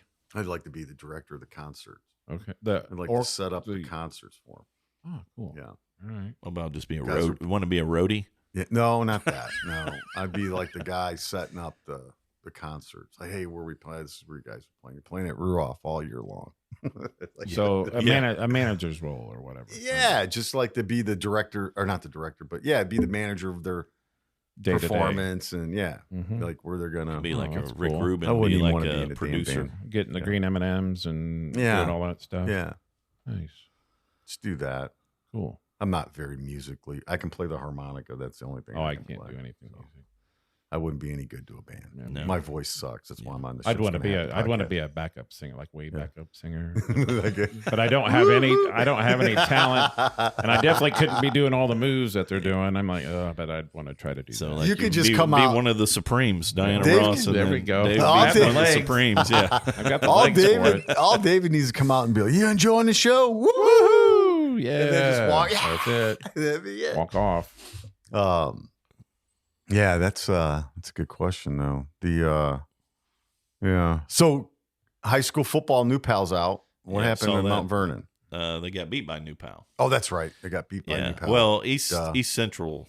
They're that really smoked good, them. dude. They would they spanked do- the crap out of them. last night. they if they were in 6A, they might win it. They're that good. Oh yeah. So because they're down a division They're right now, right? they're 4A. Yeah. And they would definitely win 5A, and because they played Center Grove, who got beat yesterday, Who did they lose to? Ben Davis. Oh wow. So Ben Davis has got a good team this year. 6A championship is Ben Davis versus Crown Point. Hmm. Crown Point's undefeated. Ben Davis got one loss, but I think that loss Crown is Point's going to be a big team. Yeah. Is that Warren Central they lost? No, I think they lost to a. I don't think a- Warren- I think Ben Davis lost to a out of state team. But Center Grove beat. So you familiar with Moeller out of Yeah. Cincinnati? Yep. So Center Grove played Moeller and they won in overtime. East Central played Moeller and beat them by like 14. Wow. So East Central's that good of a team. Like I think they've got like 3 kids, including a running back that I think's going to Division One. Well, I was watching Not it. to Marion? What's that? Said not to Marion? No, he's going to, I think, they Did were you talking. watch the game? Yeah, I did. I did see Yeah. it. Their team reminds me of the team New Pal had when they were on their run, when they had Charlie Spiegel, their running Oh, back. yeah. This Yeah. running back, I think, broke Charlie Spiegel's touchdown records. Yeah. And he's also rushing. Yeah, he's really good. He's going, I forgot. Oh, he's going to Miami of Ohio. Okay. And then the best lineman in the country is from New Pal, and he's going to the Buckeyes. I was like, wow. Cool. Yeah. But he got hurt in the game. Oh, really? Yeah, he was out in the game. They blew from start. The New Pal team's weird. They're on a younger side. Yeah. And I don't really understand the whole Indiana thing, because where I grew up, we were 8A. We played 8A. You didn't go down to 7A. You didn't go up to 9A. You played frickin' your school that was 8A. So if you Bullshit. So the rule is, and if you're Catholic, you play in a Catholic league. If this is what you're talking about anyway. So yeah, there's no distinction between private or public. It's bullshit. And there is, but here's how they punish you for being that good. Bump up. Yeah. So if you win, I think 2 states in a row, they will bump you That's up. what's to happened the to next, New Pal. But New Pal technically probably should be a 3A. It is a 3A. In every other sport, they're 3A. Yeah. And if they keep failing, they will fall back down to 3A. When they're eventually. really not failing. But they got all the way up to 5A. Right. And they beat Center Grove. And they won. Yeah. They won at 5A. Right. But then they went a couple after Spiegel left, and then they fell went down to down. 4A. Yeah. So the year that, which would have been like 2 years ago when Mount Vernon won, that was the last year New Pal was at 5A. Yeah. But in the regular season, because they're in the same conference, Mount Vernon beat New Pal that beat year. them. They actually beat them 2 years in a row. Yeah. I don't know. Do you like that? Are you a Hoosier? David's been born here and raised. Were you born and raised in Indiana? Yeah. Okay. So Yeah. do you like that? Do you guys like that? I don't When we were- mind it. I think it's less complicated. I get the whole private thing and how like Or cathedral, at least the Catholic schools. I mean, come on. and maybe we don't have quite, because in Chicago there's a lot of Catholic You probably schools. have enough Catholic schools that you could do But that. the whole state does it. In Indiana, I don't know. I mean, every major city has a Catholic school, but I mean, you'd be talking about a pretty small. So you think the population's just not enough to drive yeah, it? It might be the case. You would have like 20 schools, and probably really only, Yeah. even though they're all Catholic, That's enough. you probably only have about 2 or 3 that could even compete with each other, and that'd be Cathedral Like and Chittard, Chittard, and yeah. that would be it. It'd be one of those two winning it every year. Central Catholic out of Lafayette, too. But Yeah. here's the thing, though. But Cecina- they're winning it every year anyway.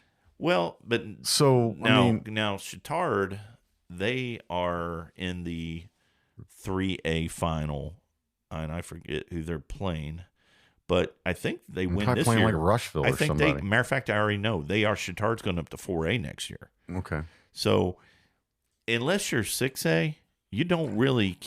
They will punish you by making you be a winner, right? So Maybe I'm wrong. so maybe it wrong. levels out. I accept it. So Indiana didn't go to all sports class until the mid '80s. Right. So Right. I mean, football probably always. Well, for basketball the most part. was like 2000, Yeah. Right. which Yeah, I so- still So explain that, though, because I don't understand it. We So, didn't go class. It was Yeah. all you just played. So before that, it your was top the- 10 schools in the Whoa. state could have been Sheridan, Fort Wayne Luers, Evansville, Mater Dei, whoever. hence the movie Hoosiers. exactly. That's kind of what added. That's really what was the charm of Indiana basketball, is the fact that, and it didn't happen often, Right. but it was really something to see when a small school went on a run and And could beat the big boys. yeah. And that's what kind of, that's what built it up. But it's still kind of a big part of why people love the NCAA basketball tournament. Yeah. Is that you got, Vermont goes on a run.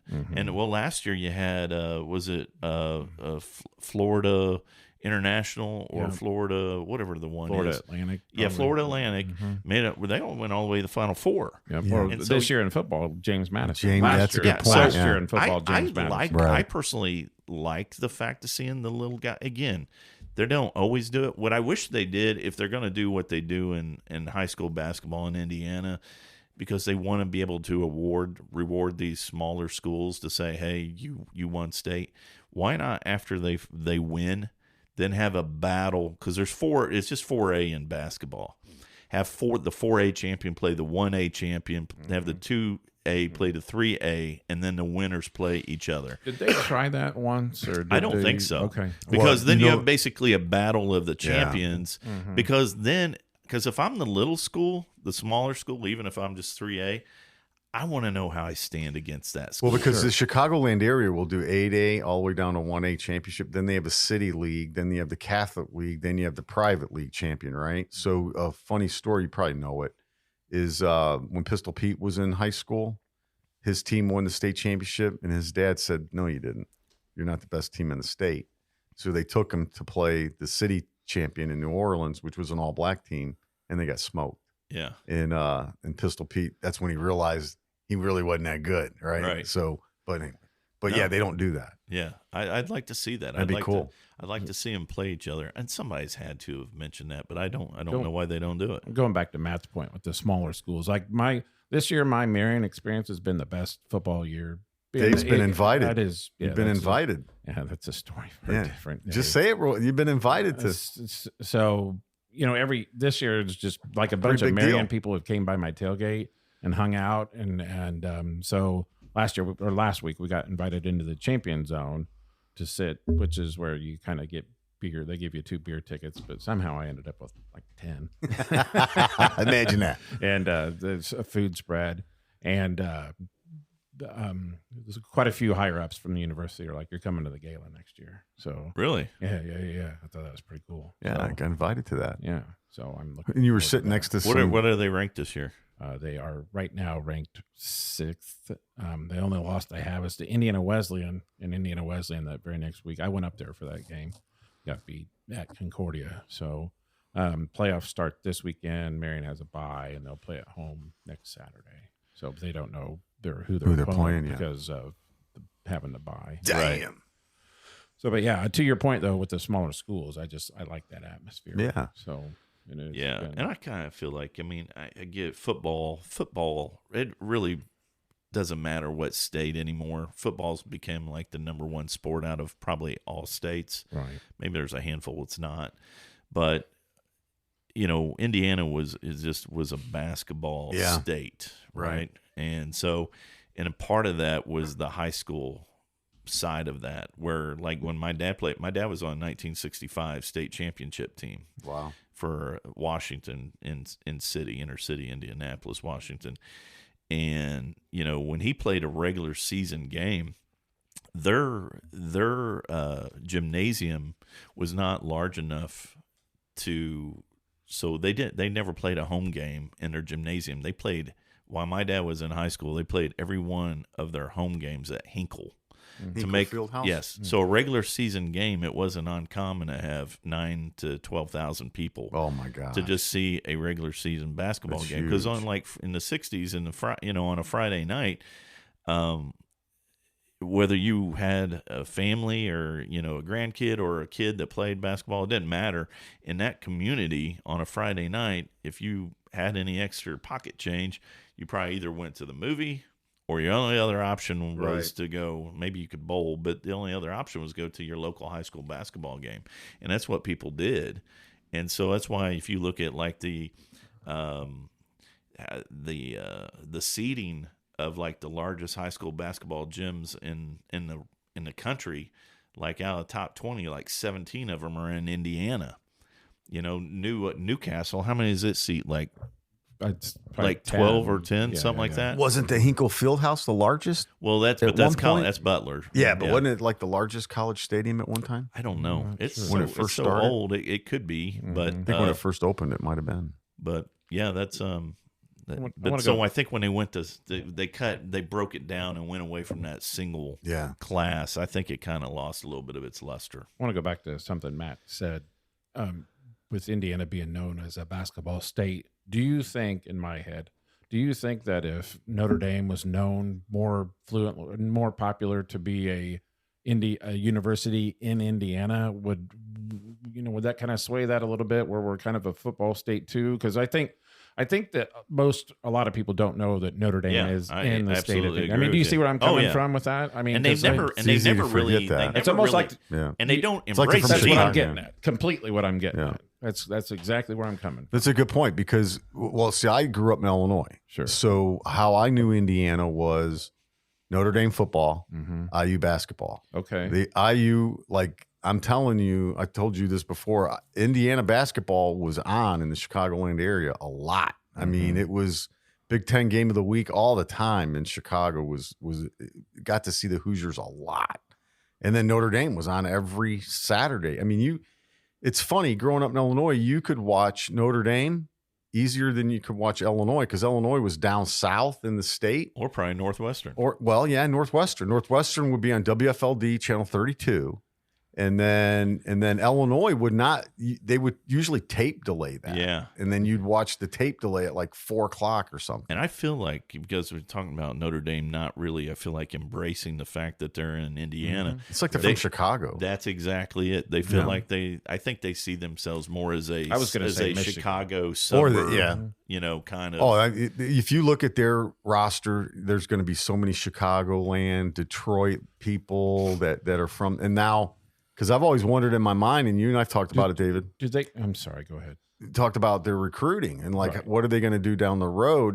But I guess the thing is that the East Coast has actually benefited them to be affiliated with that. We've I kind wouldn't think it of would've. had this discussion a little bit before. Are they even as relevant anymore? Are they relevant today? I don't think they are, and I think if they, I know it's because of the NBC contract that they stay, because NBC gives them all that money. We've talked about, but Yeah. I just don't know how to this point they haven't joined the Big Ten. They need to be in the Big Ten, and I think in their minds that they're doing themselves a favor, and it's probably hard to look past it, just the money that's right there. See, I think it might be smart for them to go to SEC.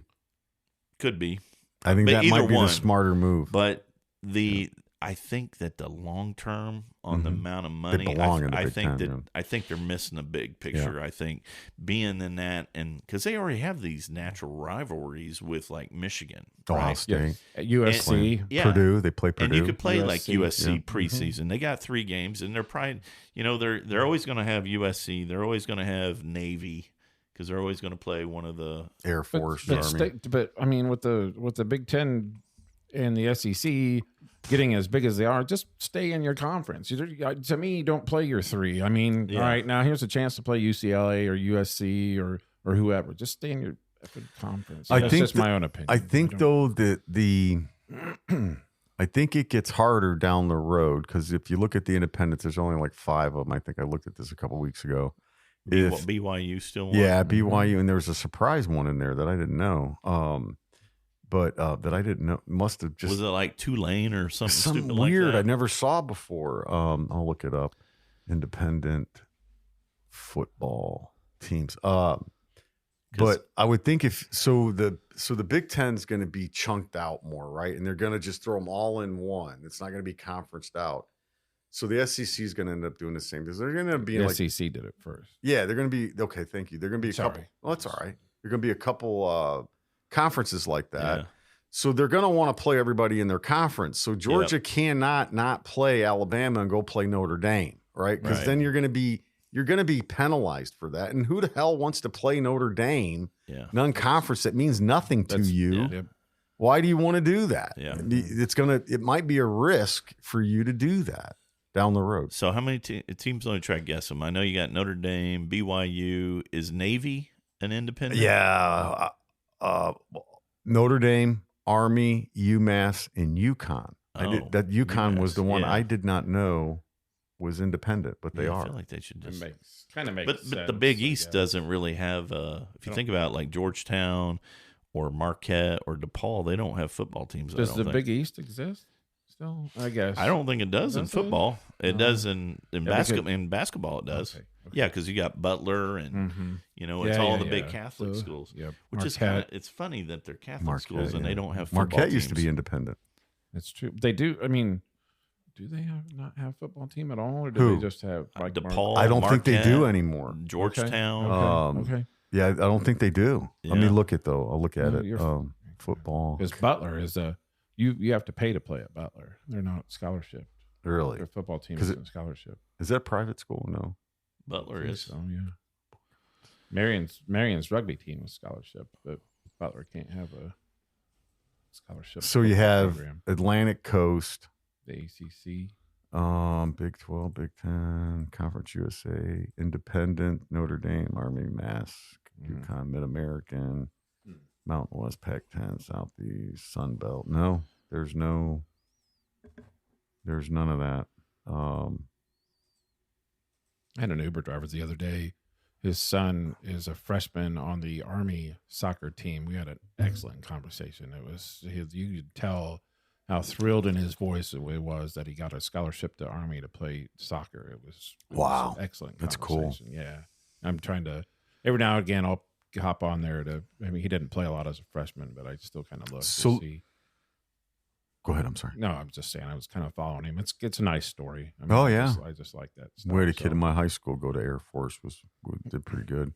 He went to high school in Noblesville. So. Really? Mm-hmm. So let me ask you guys this before we end here. Should James Madison be in a bowl game?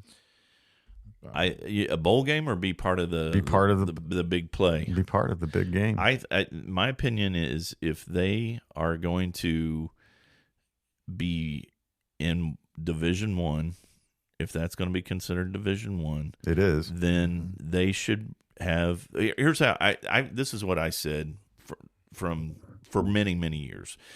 I know they're going to 12. I think 8 to me is the right number. It breaks out just perfectly. You from a bracket. There's no buys or anything. It just you got your number 8 plays your number 1 and so on. What I said is that you should. I don't get angry at them being ranked where they're ranked, but if you're undefeated and you're a Division I school, what I say is at the end of the regular season, you just take the top 8, regardless of what conference they're in.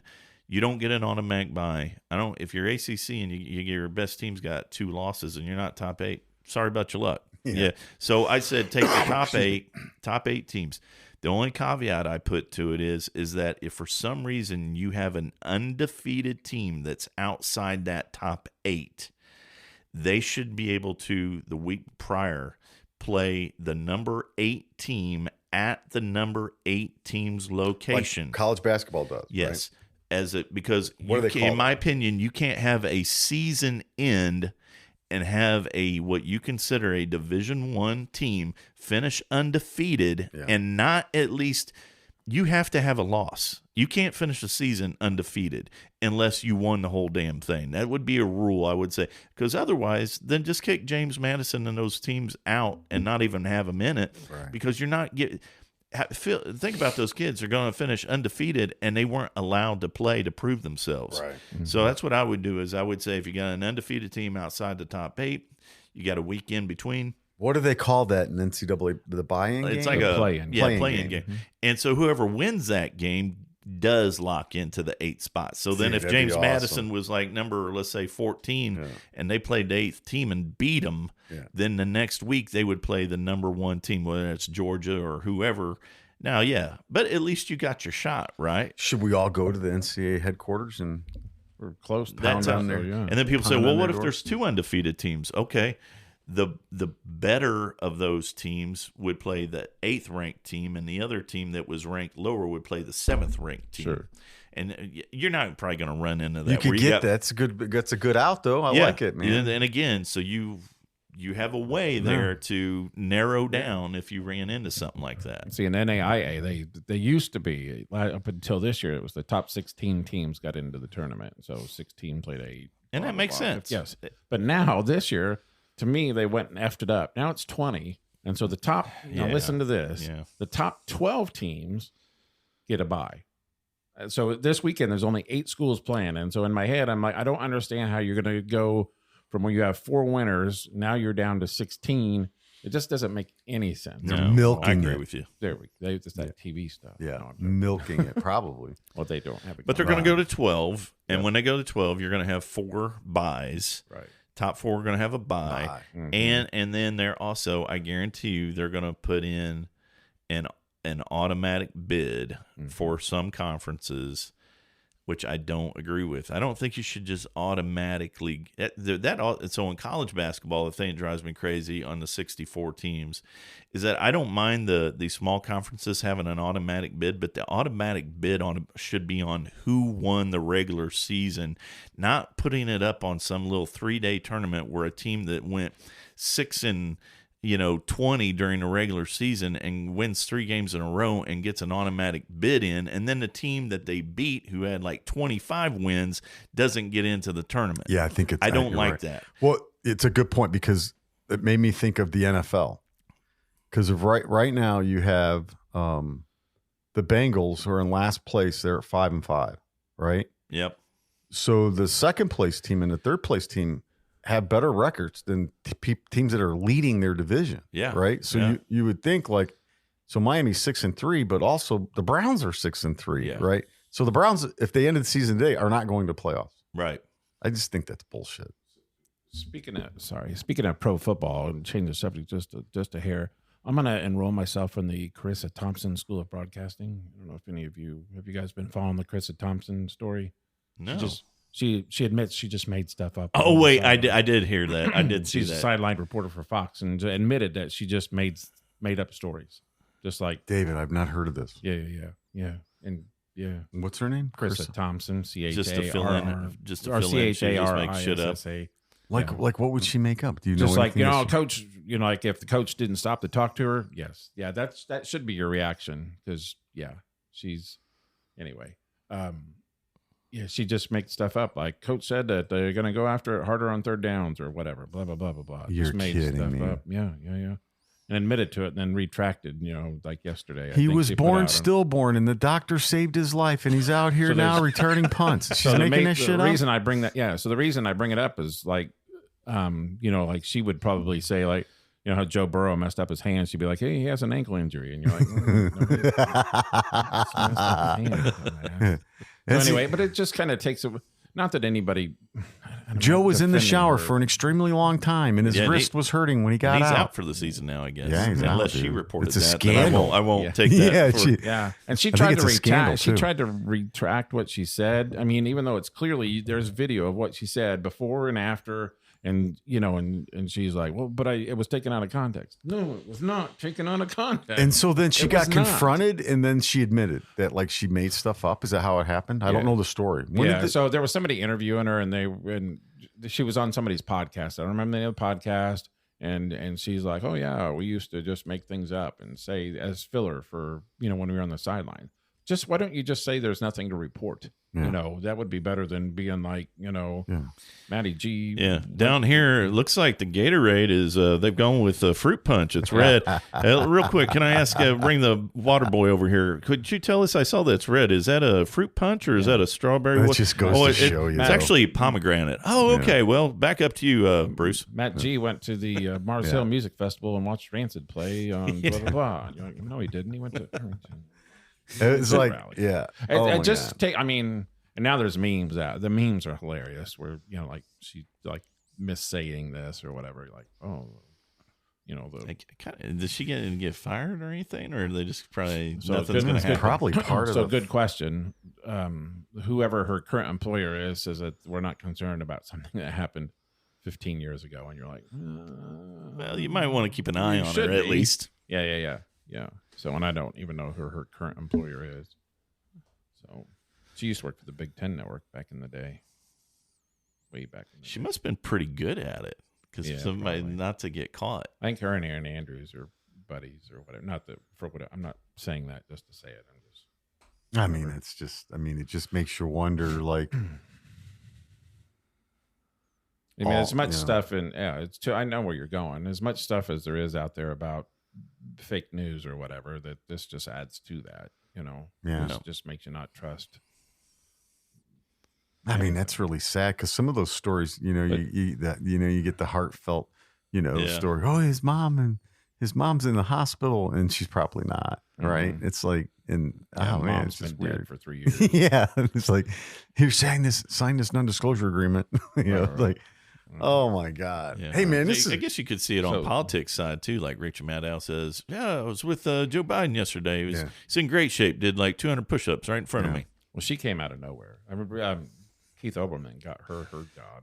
Yeah, or whatever. She's That's been in the market for a long time. Is Keith Olbermann like actually insane?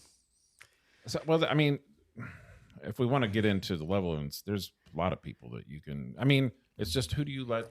Yeah, I'm not disagreeing with you. I'm just trying to. Yeah, there's just so much of it out there. He's out there, man. He's like, he's a nut. He just really. You ever heard he did do a great job to you. He was outstanding. You ever heard the he's a baseball encyclopedia too. Mm-hmm. Like, you ever hear the bathtub story about him? I don't think so. Who I want to? No, it's no big deal. He was good. There was a late breaking story, and the sports or politics. He was an anchor. Oh, okay. At this time, he just became an anchor, and the rumor was that he missed it and had somebody fill in because he was in the bathtub. He was taking a bath, and he wasn't going to be interrupted. And they were calling him forever. They were calling him Bathtub Boy. Yeah, it was for a while there. But Dan Patrick and him, I don't know if they talk anymore, but they were kind of friends at one time. They were a great combo. They're still friends today. I'm not 100. You might be right. I mean, well, maybe not. I can't. 100% they were. I mean, that was at peak ESPN. Yeah, because now it's garbage. Like, my opinion, absolutely complete garbage. Total absolutely garbage. And it has been total. It has been for. That's just my opinion. Like Craig Kilborn, when you had Craig Kilborn on there, and I mean, that was just so good. Yeah.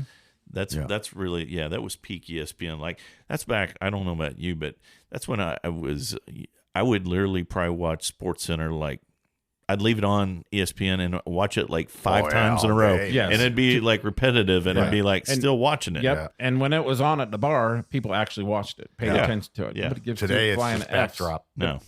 Nope. Yeah. But I mean, like when we were at the Great Divide Thursday, they had they played the Wabash DePaul game. I'd much rather watch the Wabash DePaul game. Oh, yeah.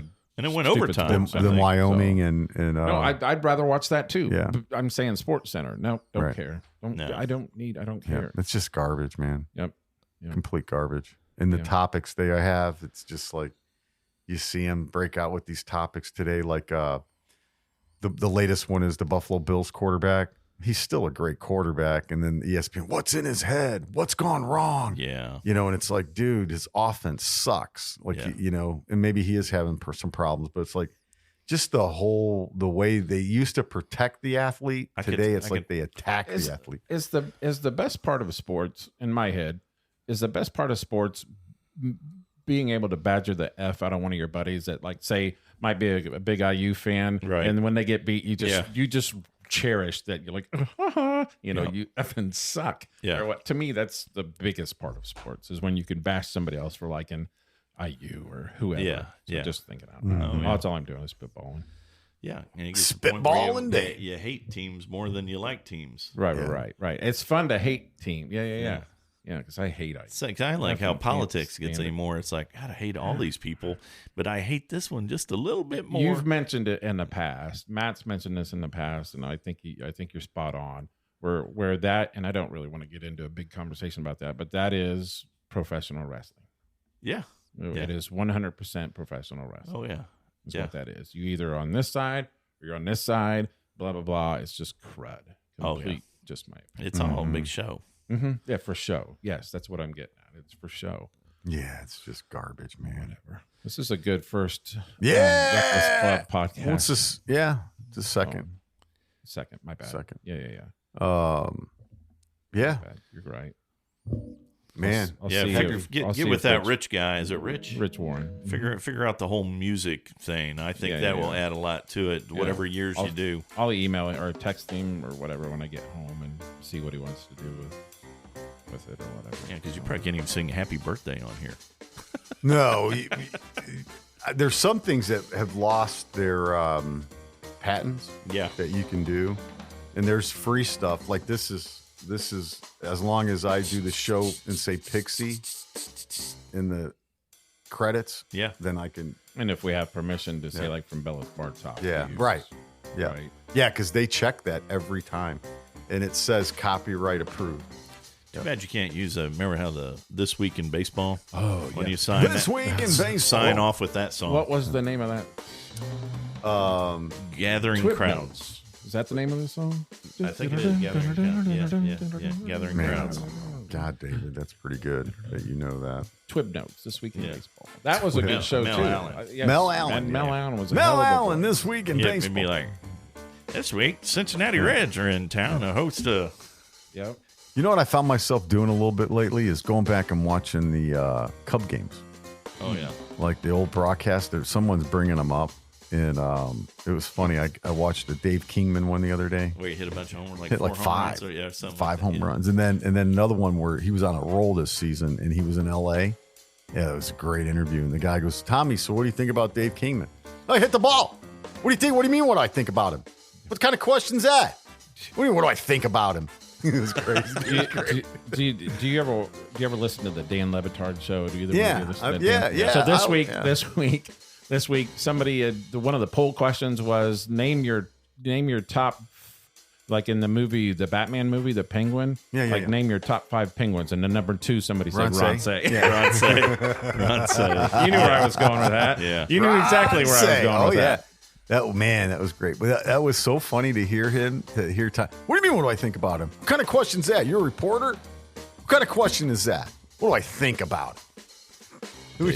I think he's a nice guy. That's the way. What do you mean? What I think? That's the way it should be now. Yeah. I mean, because those are dumbass questions. It's you're stupid. like, yeah. well, yeah. What do you mean? What do I think about him? Yeah. He's a good guy. And then one of the ones I was watching is legendary announcer for the Dodgers. I forget his name. Oh, yeah. Vin Scully. Vin Scully. Oh my God. Vin Scully got in trouble literally for saying this.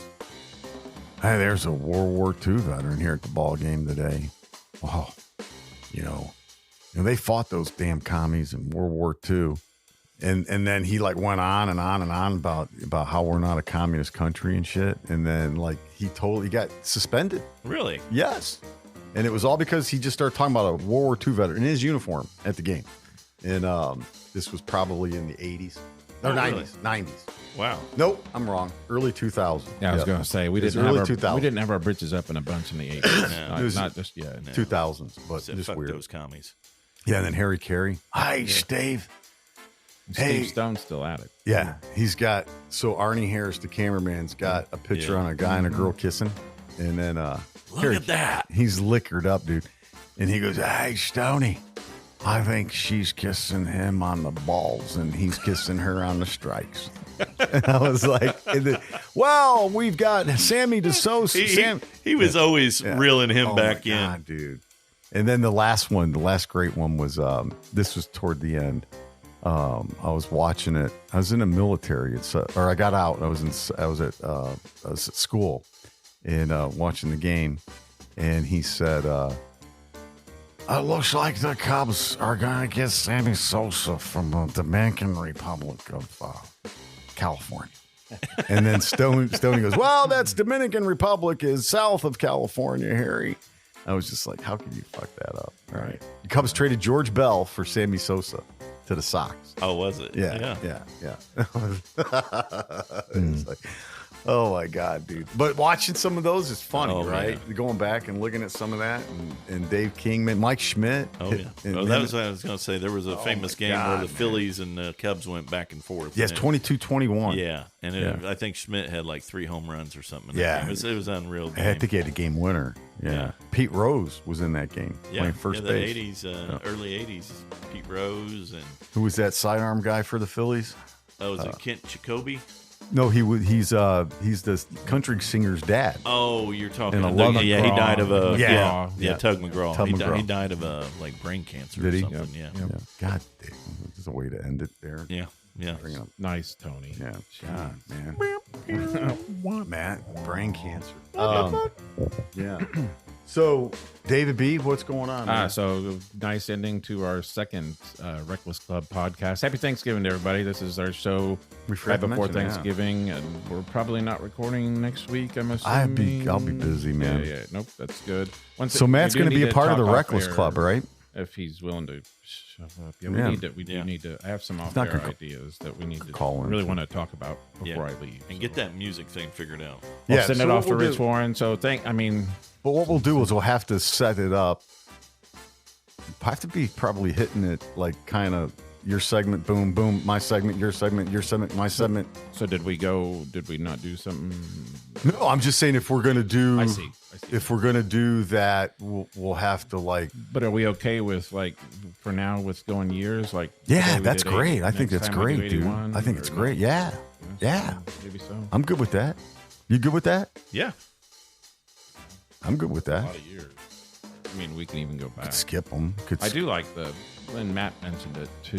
That was kind of that was a heavy yacht rock kind of era or whatever. Oh, yeah. So just So what do you think thinking it'd be out loud. I'm just like? saying. So what were you thinking though? Not to do every year. Do like Well, I mean, for now, or we can start like next time we do 81 and or whatever. I'm open to whatever. I'm just spitballing, kind of. so. It's your 2023. How many podcasts we got? That's a podcast. But I so mean, that's good. Yeah, I'm just saying. I think it would get boring at like year 2020, like year 2016. I'm out. And we wouldn't know I anything. wouldn't know. Be like, look at this list. I already don't know anything. Yeah. That's We'll have to invite new hosts in Yeah. from that So generation. Gabe Yeah. would be good. Gabe, We yeah, ran that's into, true. Ran He's into taking Gabe that. last night. We had excellent conversation. He's going hunting for bear in West Virginia. Wow. Over Thanksgiving. I'm like, No, thank you. what? Yeah. Better. I'm like, BARE or BEAR? He goes, BEAR. I'm like, okay, just checking. yeah. All right. But man, this is awesome though. I love it. Yeah, thanks, guys. Appreciate it. Matt, Matt, always thank good you. to see Oh, you. Thank Pleasure you, to as have always.